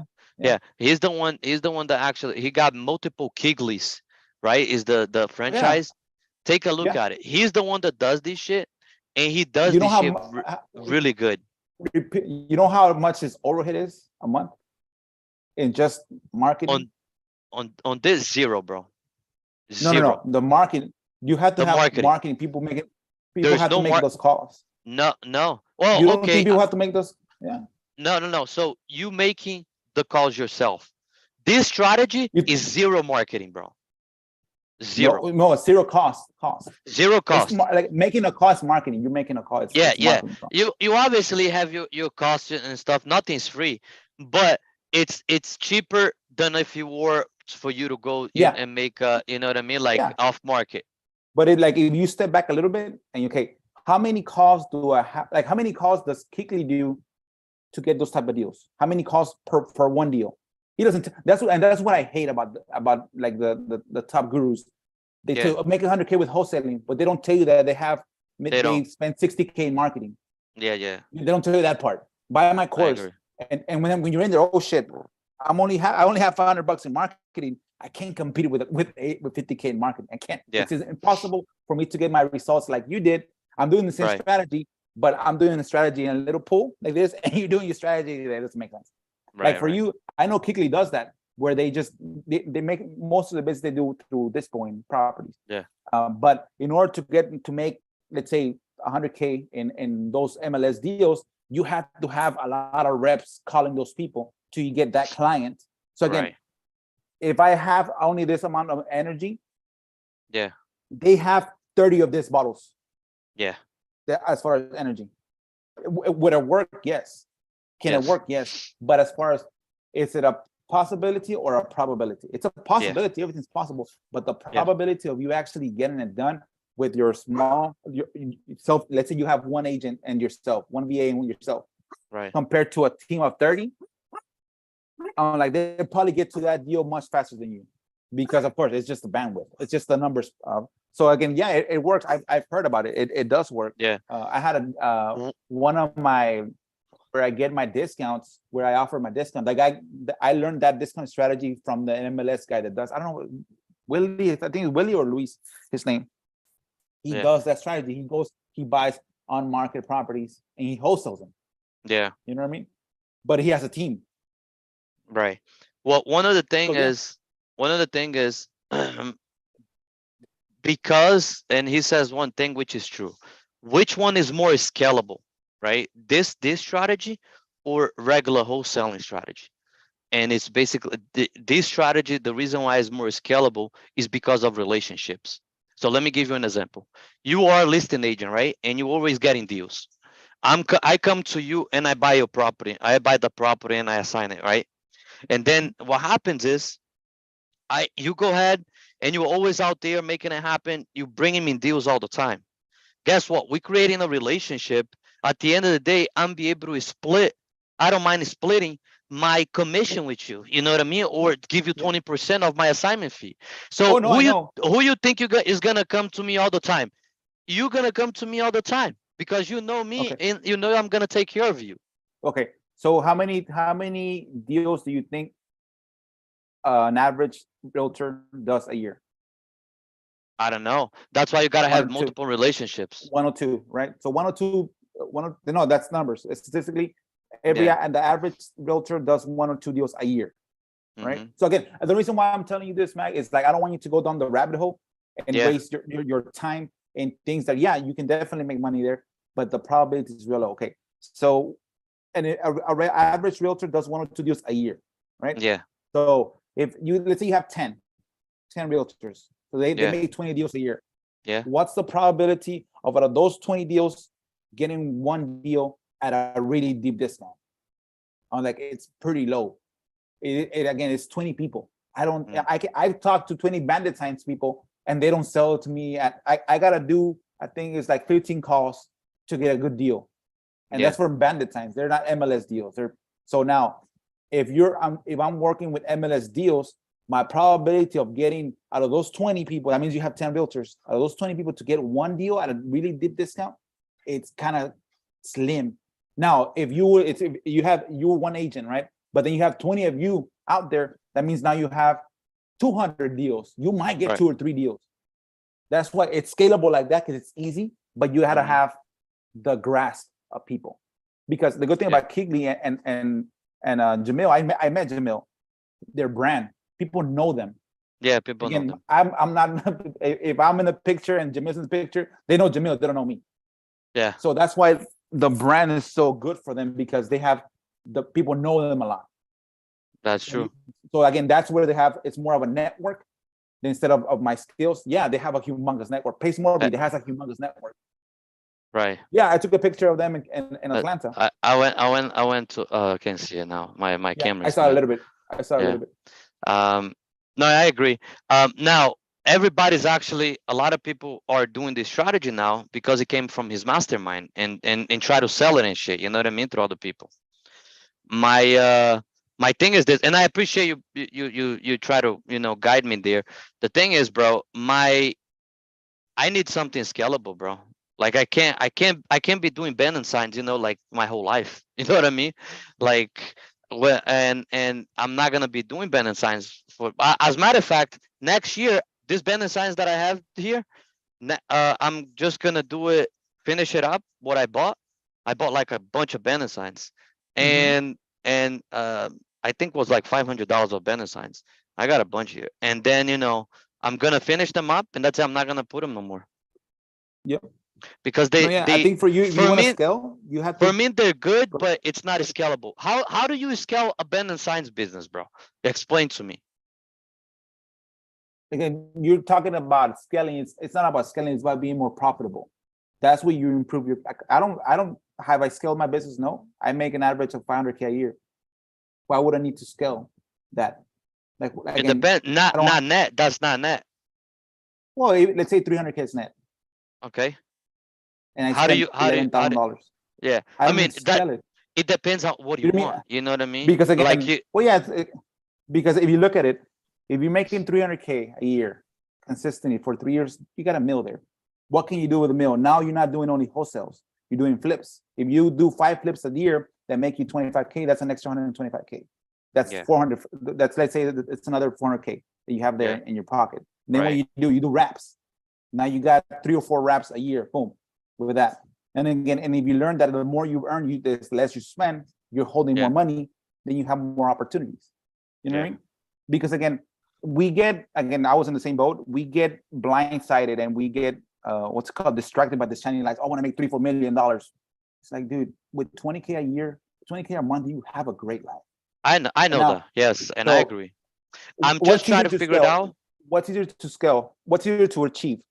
Going from 0 to 200K a year, or going from 0 to $1 million a year? What's easier? What's easier, one, and what's more achievable as far as with money? Right, you're right. Again, doing that. So what areas do I need to improve to reach the 200K much faster? It's my conversation, my bandit signs for you, my niche data that I skip trace and I text. Yes, can I hire another VA to do those calls to the MLS? Yes, but remember, you got to hire at least 10 VAs.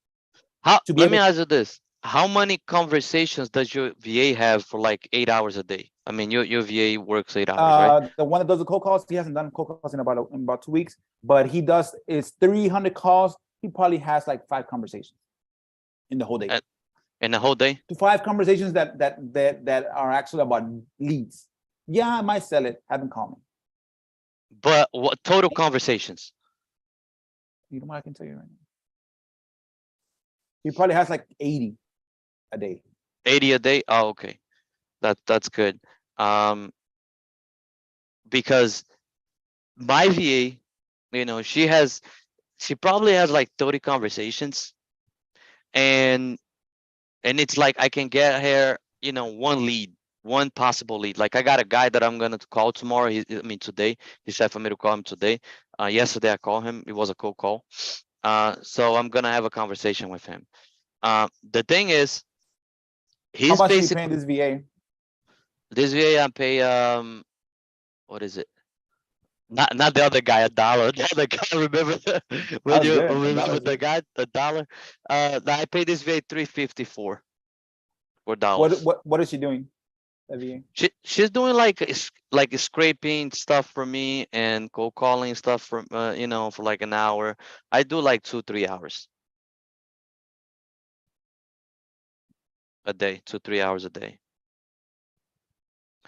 So that's what she's doing. Cold calling, scraping stuff, what I needed, you know, go to the county sites, and then texting all as well, texting my leads and shit. Okay. Yeah. But yeah, again, you just gotta improve, because that lady, that VA works for you full time. No, not full time. 2 to 3 hours a day. Okay. Which again, but yeah, again, it's just again, you have to reassess your business from 2022, and then okay, what did I do, or what did I improve, or where did that's I what I look at. So again, the thing you don't want to do is you don't want to waste another year. No, I agree. I agree. That again, like for me, if I was telling you, I wouldn't go into the MLS, because you're gonna basically put this lady that I'm assuming the lady's gonna be doing the MLS calls. No, I'm gonna be doing it. Okay, or let's say you two, both of you guys. Let's say both of you guys, right? To try to have as many hands on deck. It's like you're gonna have to probably call 50 realtors to get like 1 or 2 realtors that kind of know what you're saying. Yeah. So it means you have to have, how many realtors are in a district? Like, it might have like 100 or 200 realtors, right? Yeah. You might get that fresh new realtor that wants just to move deals. But Yeah. you see how long it's gonna take you to get the realtors first to agree, and then the deals. Wait for that realtor to agree, and then get a deal that makes sense for you. He's like, Right. now, can I put that workforce into calling, what's it called, niche list, like lead notifications, and get a deal? Again, you go back of your 2022 statistics. Okay, Yeah. did I do cold calls? How many deals did I get from anything? Did I get a deal from probate? Did I get a deal? If not, then yeah. But again, I went going back, looking at it, that now that we're talking, I look at my stats, and I locked up this deal, that I'm working on from Facebook. So, but you got to remember, my VAs are fucking pounding Facebooks every day. You know how many Facebook accounts I have now? I got 4, 5, 6 Facebook accounts, bro. Mhm. And they posting, I would say 10, 20 on each Facebook, 10. So we're talking about here, I gave her three Facebook. So she's probably posting 30 fucking posts a day. Mhm. And then doing bumps, a lot of bumps, and then doing a lot of bumps as well, and doing a lot of bumps. What is it? 3 things. Posting and joining groups too. So she's doing that. So out of all of that, I got this deal. And it was it's a lot of fucking work. It's like putting banner signs like online, but it's not like what it used to be. I don't, you know what I mean? Like, I get a lot of wholesalers, reaching out. I get a lot of cash buyers, but not another thing that I missed this year that I'm doing now is I'm putting out like signs online on the groups for cash buyers, because I want to have a good relationship with cash buyers, like lock it up and send it, to my disposition side and sell it real quick. Mhm. So I'm building a list now, which is good. So looking at it, it was cold calling. There Also, you wasn't gotta a look lot at of, how many cold calls did I do? Also, how many cold calls did you do for the whole year? And like, if you only do 1,000 cold calls, like, it's nothing, dude. You're never gonna get a deal with 1,000 cold calls. right? That's why I'm telling you Yeah. consistently. If you agree that every day you call 300 accounts, 300 dials, then yeah, then that's a good number to evaluate if it's a good strategy or not. But that's the thing. Let me explain to you. So let's say if I want to do more cold call, I gotta actually buy more leads or expend the time of my VA, and I gotta pay her more money, which I don't have that. You see what I mean? Mhm. So that's where it comes down to. Okay, do I pound it here on this side and fucking spend my time and my energy here, or do I go agent outreach, which is no marketing cost? Yeah, but the thing is, like, the thing about agent is that you need to have the manpower to make a dent. You have So to. Did you start, Mag, on the agent outreach? I was just talking to Arturo about that. I'm actually working on it. I started out already. I know the ins and outs. Like, I did the previous like 3 months. I called a lot of agents. I know the lingo. I know how to talk to them. Next year forward, what I'm doing is I'm scraping Zillow every day, and I'm gonna talk to listing agents now, because the buyer's agent creates a friction between, it's 3 people for you to communicate, which is the buyer's agent, the listing agent, then the homeowner. With the listing agent, you only have one friction, right, with the homeowner. So you have a conversation with them, and then you'll be able to move forward. The right thing to do is go to the listing agent. I wasn't going to the listing agent before. That's what I'm saying. Okay. And it took you 3 months to figure that out? Now, I knew it before. The thing is, I wanted to make relationships and call and talk to as much realtors as I could to kind of hear their perspective and see if they were going to do it. Because I heard some people actually have built teams on this scenario with a buyer's agents before. Mhm. And the buyer's agent was representing them all the time, and the buyer's agent was actually doing the right work. But it takes time and energy to train the buyer's agent. Okay. So it's easier for me to go to the listing agent now, and I have a system set up, right? And now that I have the also, even with the scraper, right, that we talk about. With your system, have you produced a deal from that? No, I'm gonna do it. No, I'm doing it right now. I'm doing the system now. Yeah, for next year. Because I heard earlier you said you want to scale, right? Because when you think about scaling is when you have a working like prototype. Like you don't build the system unless it produces something first. Right. No, I agree with you. But what we're talking about is which one is scalable. What is scalable in this business with less marketing money? That's what we're talking about. Because you know, if the concept of the realtors is basically just JVing with the realtors because they're gonna do your marketing.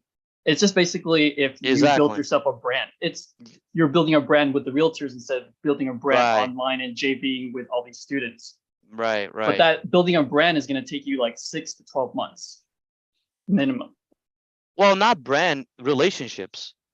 Yeah. Because if you're bringing me, you know, deals and stuff, and we're working together, right? And then you know we do one deal together. It only takes one deal, and then next thing you know, you have a relationship with the person. Yeah, that's what I heard Jamil said in his trainings. Yeah. But I think he also mentioned that it does take a while to do that. And also that person that you just do one deal with, remember, they're also working with other wholesalers if they're gonna agree to you. Right. And you're most likely not getting the A tier realtor that you're working with, right? Because they're most likely really, really smart and already having other investors bringing them deals too. So the person you're working with is usually a B player or upcoming A player. Might be, yeah. I agree with you. So because we try to do agent outreach, we send about 2,500 text messages and we talk to like 200-300 realtors. How long ago did you started doing that? That was in January. We did it from January to March, right before we joined Justin. Yeah, what happened? It didn't work out. Like Jamil sold it to me, and I loved the idea. Didn't work out. It's. I bought the market. I bought the Kool-Aid. I'm like, oh shit. That's what I don't like about these guys, because again, they're not telling you that they have a team already. Like they have a team, they have a brand, they have a marketing. Because like it or not, it's gonna be more expensive because you're gonna have to have people on the phones. And if you have American people, it's $10 an hour. If you have Philippine people, it's $3.50. $3.50 an hour in a day is what? 350 times, it's like $60 like what? Like $40 a day. Here's what I can tell you. I am, actually I'm part of the not mentorship, but I'm be able to join his mentorship, you know what I mean? Like, and see what students are saying. And I see. Don't pay for anything. No, I didn't pay anything. So what I actually learned is students itself are having results. And when you see that, then you be like, damn, if he can do it, I can do it too. You know what I mean? Wait, that's exactly how they sell you. Because what if there's 1,000 students and only one made it, and that's the one being highlighted? But that's everything else, bro. How many people you think makes a 30K deal here in Justin? Exactly. 1%. 1%. Who's that 1%? Mag. No, exactly. But you're looking at this. You're looking at possibilities. Like again, you can do whatever you want. Like, we're just telling you. Like, I've paid gurus before tons of money, to teach me. And again, that's a shiny new object, and they're gonna change it now. It's what's it called? Like I said, the reason I'm gonna try it because I didn't pay him, so I'm good. You know what I mean? The thing is, like, I'm good. Okay, I'm not gonna lose money. What's your time worth? Yeah, you're gonna lose. Here's the thing. What's the worst that can happen? I can look back and say, okay, what did I learn here? And I learned something new. You lose 6 months of your life. Well, not really. If I learn something, you either learning, right? You're never losing, bro. You're learning or winning. That's how I see it. If you are watering this tree instead of this tree, you're losing, because this tree has already made you some money, 30K. You're watering now. Again, going back again, we can agree to disagree on everything. At the end of the day, is you take advice, either you like it or not. Again, I wouldn't recommend it, but again, go ahead, do your own. Maybe you are the anomaly, you are that one.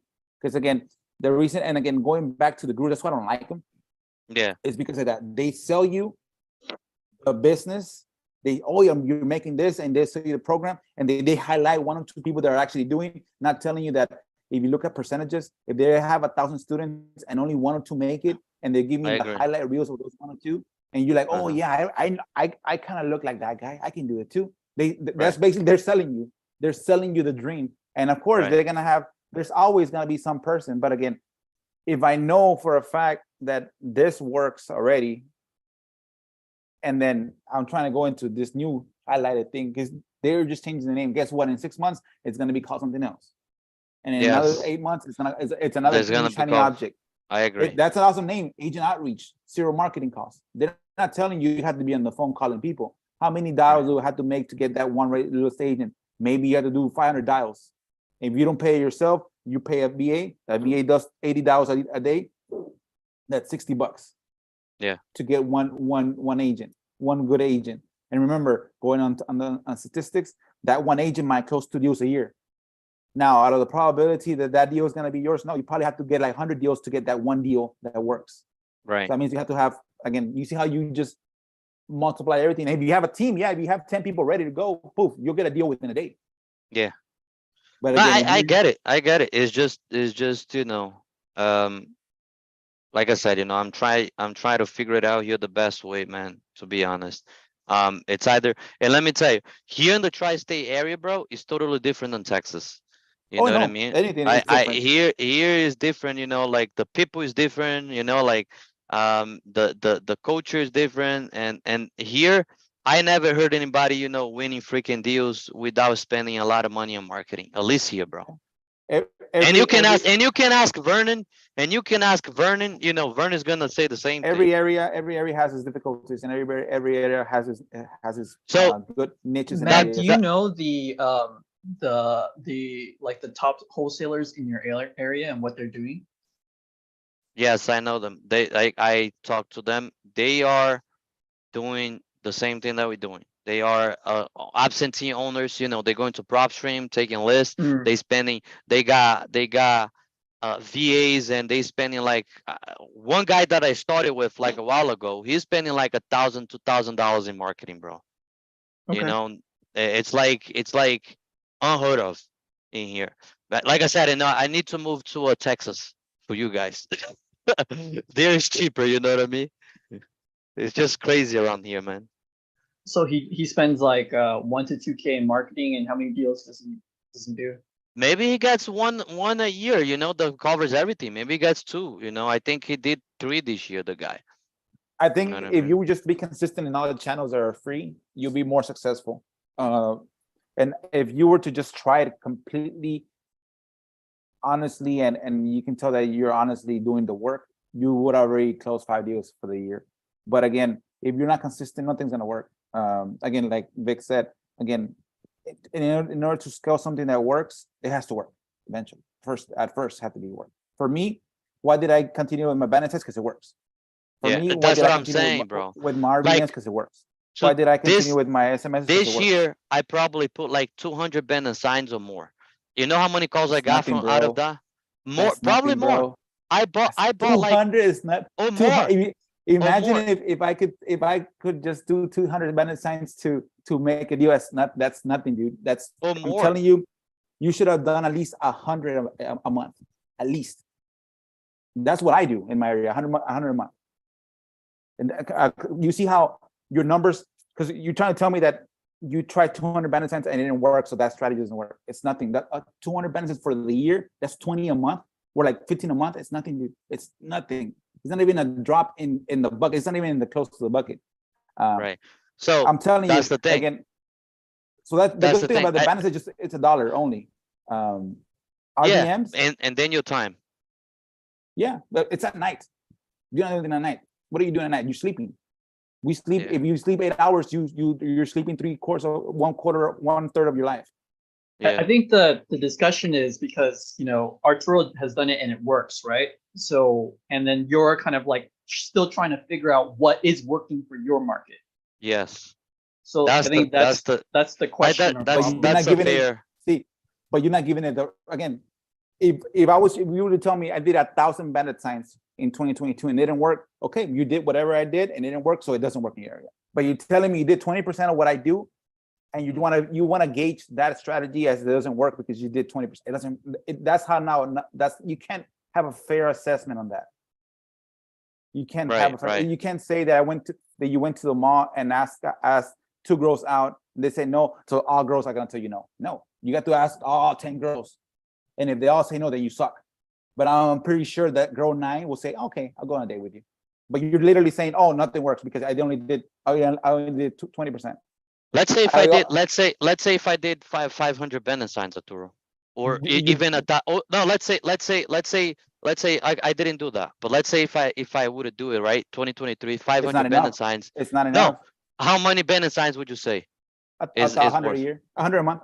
100 a month. Okay, 100 a month. so that's probably 1,200 a year, right? $1,200 a year, yeah. Okay, now let me ask you this: you go and you put the time to put those bandit signs up, okay, and you calculate that, and you see how many deals you get per year throughout this bandit sign, and see how much it's gonna be your hour. But remind yourself, there's 2 things that you're missing there. Right. First of all, you need to put yourself in the mentality that you're broke. The only thing you have is your time. So I don't care if I waste my time. Second of all, I'm not doing it during my working hours. I cannot call people at 12 p.m. I cannot call people at 3 p.m. The only thing you're losing is your sleep. That's the only thing you're losing is your sleep. Now you wanna cater more to the sleep and falling up. Perfect. You're not between 12 p.m. to 5 p.m. You literally are doing nothing. There's nothing that you can do that you cannot waste your time scraping every single day. There's something you can do.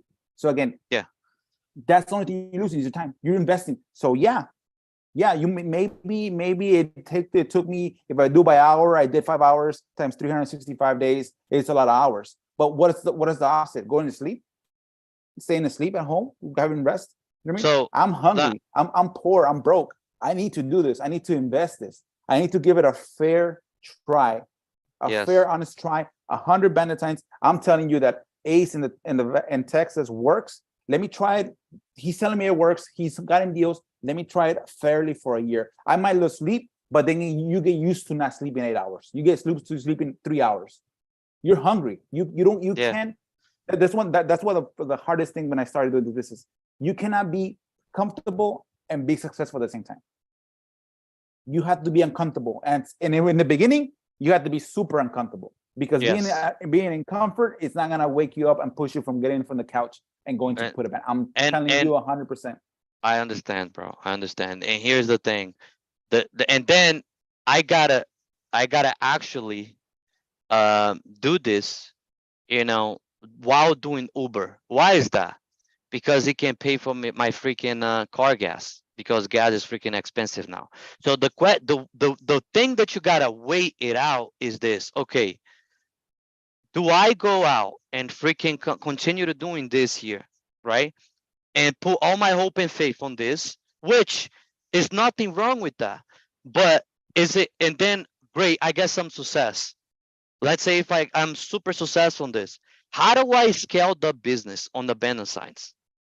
Like I'm telling you, once you have 300K in the bank, because trust me, you can get another total strategy. Once you have 300K in the bank, you can hire somebody else to do it. Now, mind you, so let's say you're driving 5 hours. Let's say you're driving 5 hours.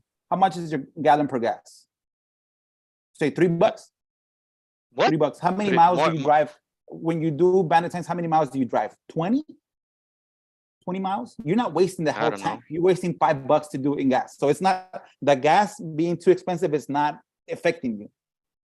Because let's say quit Uber and just do bandit signs. Remember, you don't have to pay for your gas. It's not, again, let's say worst case scenario is $10 a day. That's nothing. And that's if you're driving, what's $10 is 3 gallons. 3 gallons times, let's say 20 miles, that's 60 miles. You're not driving 60 miles in gas. You don't have to do bandit signs. Bandit signs is gonna be only just probably like a 15-mile radius of your area. So again, you're trying, going back to the lady and the excuse, sorry, not what's it called, the seller with the 462 days. You're buying the excuse of, oh, I need 20K.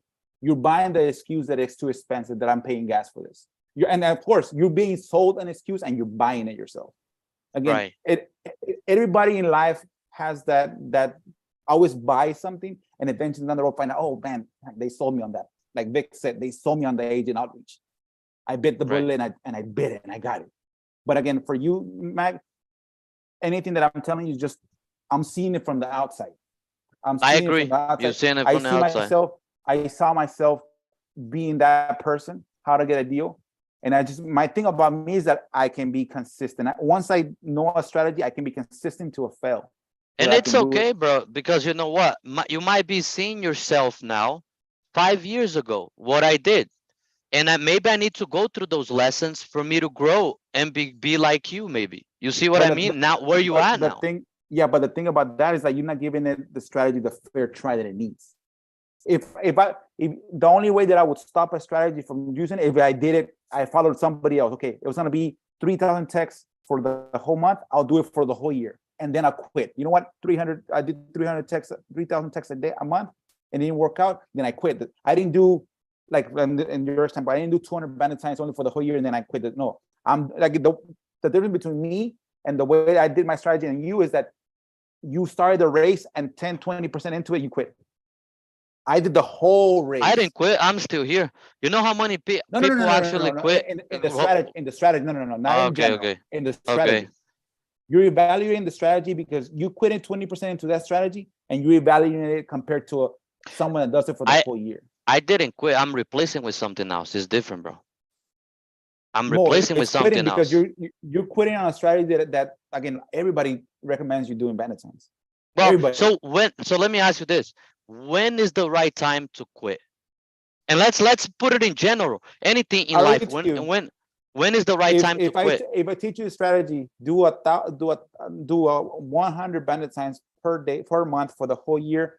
And if a month 13 that you've done 100, and you don't get no deals, quit. My concept does not work in yours. But I'm telling you, everywhere you go, the number one way to get deals, it's bandit signs. But that's what I'm saying, bro. Not 200 bandit signs, it's 1,000, it's at least 100, even more sometimes. It's a gray area, bro. Because it's not black and white. Those numbers are arbitrage for you. Because if I go to another area, somebody else is gonna tell me another guru is gonna tell me something. You know different. how many bandit signs, how many calls I've gotten from my bandit signs in the last quarter? How many? 3 calls. For my bandit signs. How many bandit signs have I put every week? 25. Because I know it works. It's just maybe the flow of people has not called. It happens, whatever happens. Yeah. But you see, the thing is like, what's gonna happen 6 months from now once you do the agent outreach and it doesn't work for you? You're not gonna do it for the whole year. You're gonna do it for 2-3 months, and then you're gonna, it doesn't work. And they want to well, Mac, you don't have enough people. No, I'm gonna do it for the whole year next year. Next year, I'm gonna do it for the whole year. And then if it doesn't work, it doesn't work. What did I learn from it? So, okay, how many hours are you gonna dial for the agent outreach? Well, I gotta talk to 50 agents a day. Okay, how much time is that gonna take you? Probably if I put it on my dialer, I don't know, but I'm gonna set up. Give me a number. You have to have a number. Okay, it's gonna take me 3 hours. Okay, let's put like 2 hours. Day, right?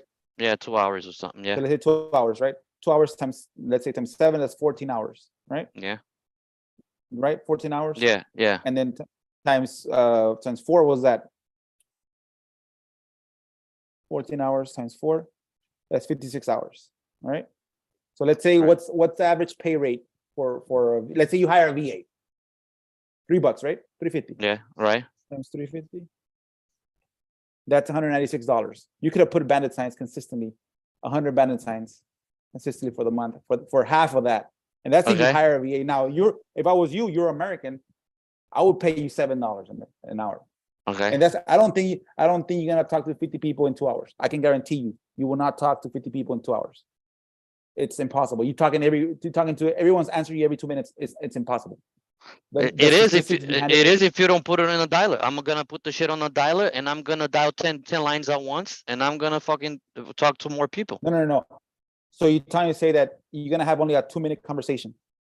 3-minute conversation. 3 to 5 minutes conversation, bro, to put an offer in. You don't need to do more. Why would you put it more conversation into it? The thing is, like, you think that you're gonna get to selling the realtor on your strategy in 3 minutes? On my strategy, no, I'm Consistent. gonna put an offer in. I want to put an offer in with the agent. No, you gotta explain. Okay, this is what I'm doing. Again, I don't have a buyer's agent. Would you consider me as that? I'm trying because again, what especially on this type of case, you cannot under disclose what you're doing. No, you gotta can over disclose. Because what do you mean gotta over tell disclose? you gotta tell them exactly what you're doing. No, I'm I not don't. buying that. Yes, because no. You think you miss it? No. You see, You think because you think Go if ahead. I was an agent, I would risk losing my license? Let me tell you Because- something. That's where the challenge comes, bro. You don't have the full story. So with the agent outreach, and the reason why people are actually doing this shit is because here's the thing. I'm buying the property. I'm gonna put my earnest money in, and the reality is wholesaling, it's an exit strategy, and you have nothing to do with it and that's none of your business. And as long as if I close the deal, you should shut up and do your job, and I'll do mine. That's it. Yeah, that's in the perfect scenario. Yes. Okay. Yes. So that's in the basically how perfect it's gonna scenario. go down. Okay, so what happens when the agent finds out that it's actually an assignment, and now he has to explain to the seller that's an assignment? Well, I'm gonna explain to him only one thing. Yes, I have multiple entities, and I don't know which one I'm gonna put it on. Just like So you said it how long is that going to take you to explain to the realtor to for the him to realtor. understand? Yeah, so you have to But explain to the realtor. I mean, That's you what don't I'm have telling to. you. You don't have to explain to the realtor all this, bro. All the details. If here's the thing, if he gets hung up on the assignment, well, you know what you do? You move on to the next one. Yes, but remember, That's it.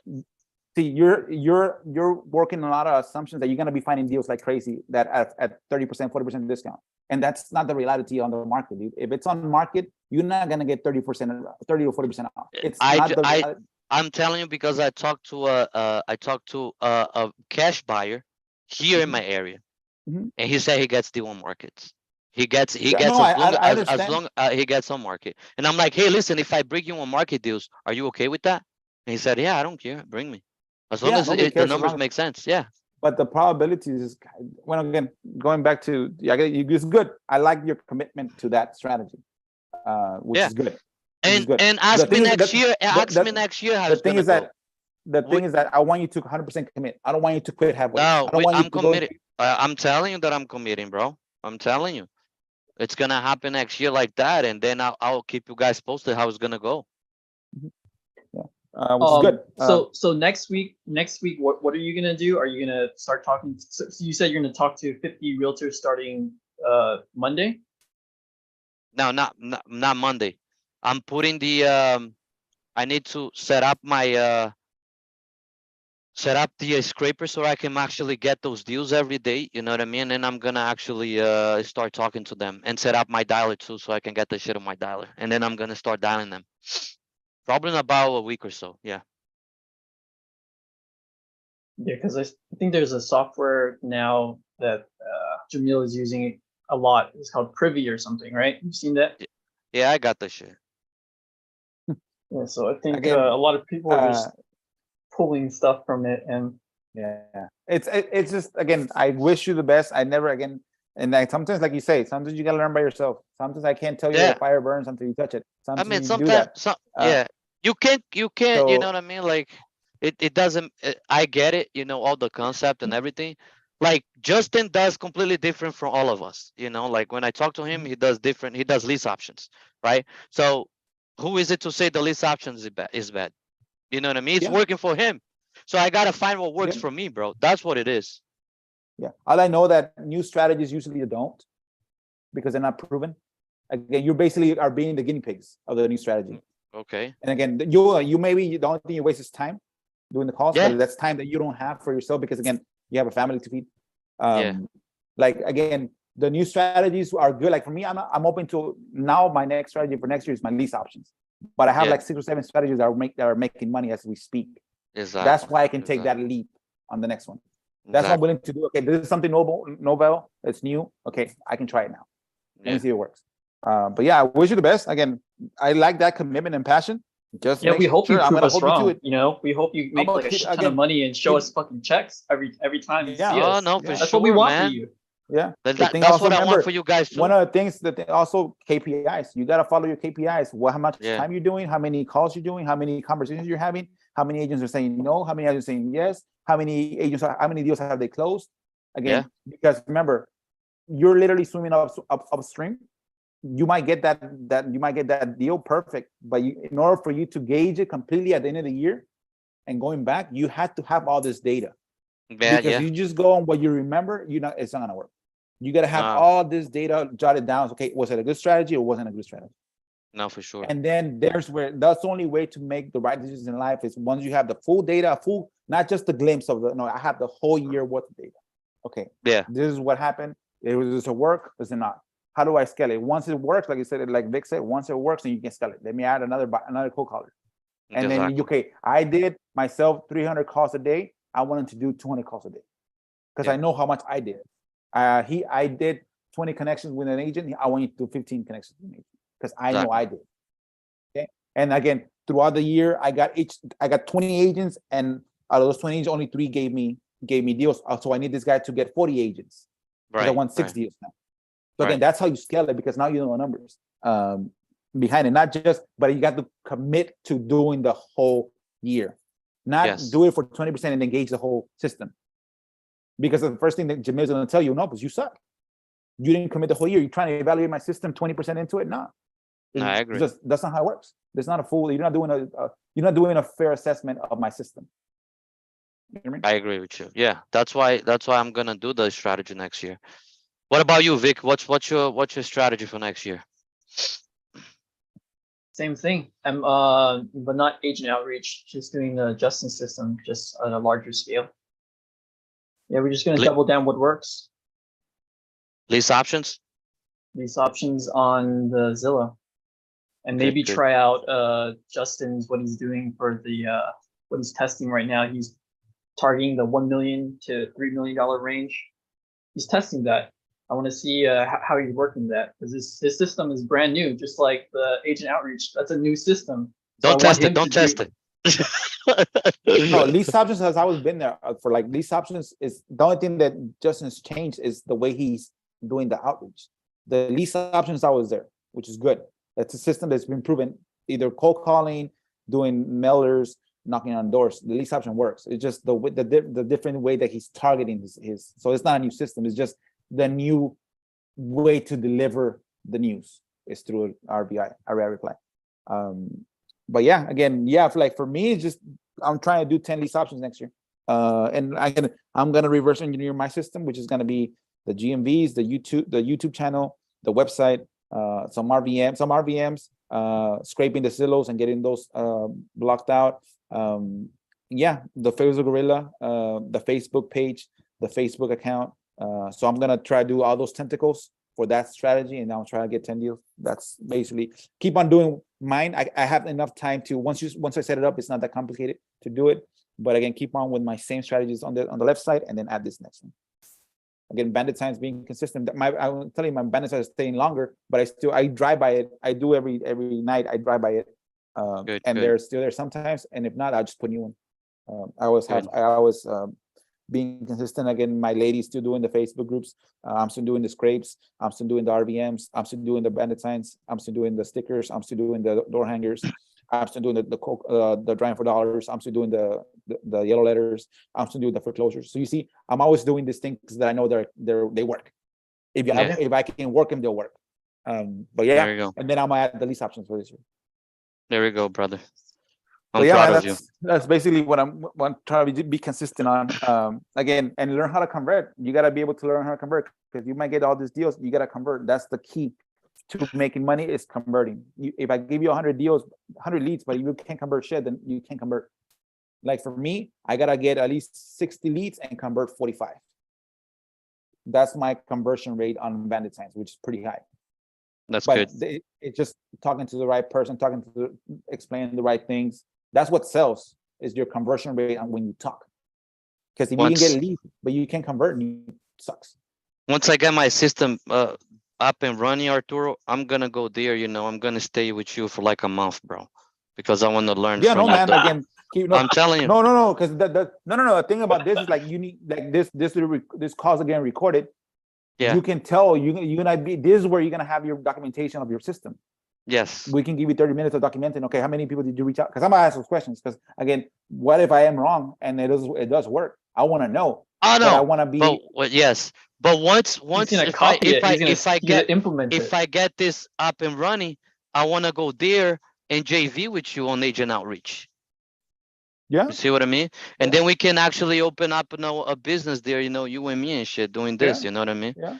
But I need, exactly. remember, but we need proof of concept. You always taught me that. So we need proof of concept. Yeah, and this is where I'm gonna be questioning you because I want to learn the proof of concept. Yes. Like I always tell people, I want to be proven wrong. I want you to prove me wrong, and I'll take that L. Great, Yes. I was wrong, and No, I'm not. But here's the thing, and if I'm wrong, I'm gonna come back here. I'm gonna say, Arturo, I'm wrong, because I come back. I'm the most persistent guy. Next to you, I call you every day. You just don't answer my phones, but it's okay. Yeah. I don't answer anybody's call. Vic, Sorry. on his birthday, I said to him, "Happy birthday, Arturo." He never responded back. I'm like, wow. Yeah, it went to the went to the bro. What's it called? You know how it goes to the unknown messages on your iPhone? Come on, man. It happened. Sorry, bro. Vic, I tried to call you the other day. You didn't pick up, Vic. I don't even pick up Vic's call. Vic's calls me and then calls me on my Facebook, and the Facebook is the one that I don't answer the Facebook. He sends me a message and I'll probably answer him. It's a three touch point for Arturo. You gotta send him. I always tell people. Then you got like voicemail, and then you got text message. Like I tell people, like if I'm gonna reach out to you, Vic, I'm gonna call you on your cell line. If I need something from you, I'm gonna call you on your cell line. Then I'm gonna call you on Facebook, and then I'm gonna send you exactly a text of what I need. I'm not gonna say, hey, can you call me? No, I'm gonna tell you, you know what, hey Vic, hey, remember we talked about this? Can you do this? Like this, that's the same way that I told my sisters.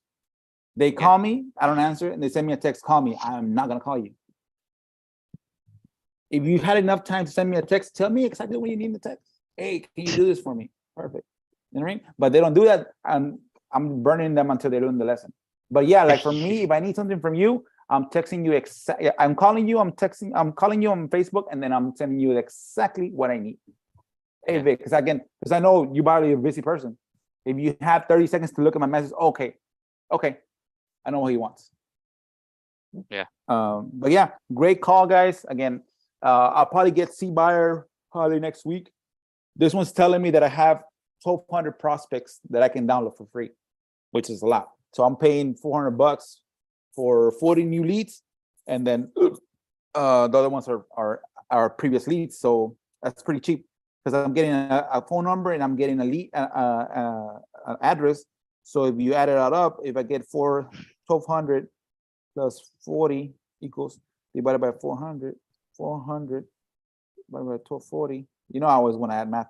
I'm paying 30 cents. I'm paying 32 cents per lead that has had an interest of selling and the phone number. What did it cost me to do a script trace? 15 cents. So I'm getting close to getting free leads. That's how I justify. Z-Buyer is the cheapest one, bro, out there. That's the way that I can justify me spending the $400. Yeah. All right. But yeah, guys, again, anything else for next week, let me know. Again, great conversation. Mac, Vic, and Sue was here earlier, and Tyler. But yeah, again, keep on doing the same thing. Just be consistent. Like I always tell you, consistency will kill your competition. But you got to be a fair, consistent player. You can't be a non-consistent player and then try to prove a concept. You got to be a consistent player, and if it's good, great, double down. If it's not, quit. But once you do a consistent, fair amount of what's it called, concepts, again, it works. Yes. If not, move forward. Exactly, guys. What else I was gonna tell you guys? Right. Yeah. I'm gonna jump. Again, Vic, I'm gonna jump. I'll talk to you guys later. I got another meeting now, but talk to you guys later. Yeah, brother. Be safe. All right.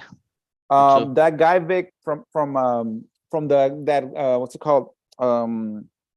Odontic. He never called me back. He never set up a call. Oh yeah. That day he was supposed to send me a Zoom call. He didn't send me a Zoom call. Like he didn't do anything. So again, I'll try to set it up so I can get on the phone next week, hopefully. Yeah, I was like, man, keep on being. Go ahead. Yeah, I was wondering because I was like, is this guy gonna send us a link or anything? Because I was he didn't. Okay. He sent me the first time. He didn't send anything, so I guess he got, Because again, he messed up the first time. I had canceled it, but then he didn't even get that message, and then the appointment got there and passed, and he's like, oh, like an hour later he calls me, oh, by the way, I had a call with you an hour ago. I forgot about it. So he's not that consistent with it. But Seems yeah, like a scam. they're good. I know Adantec. I know people that use that list. And this guy from California that makes probably 100K spreads on their deals. So I know the list works. It's just a matter of getting on them. Again, I don't think I'm gonna buy it, but I guess getting some information on how do they break. They're probably watching this recording and they're like, "Oh, this fucker is trying to get some." Yeah, let's bring him in again. That's where the competition is great, because if you're good enough to do your job, you wouldn't mind sharing it. Yeah. Have somebody else do it, and if it doesn't work, then that means you're really good at doing it. All right, my guy. Again, let's see us next week. Hopefully I can get a Adantec interview within this week coming up, and I'll send you a text or an email. All right, brother. Be safe. Enjoy your weekend, man. Next week.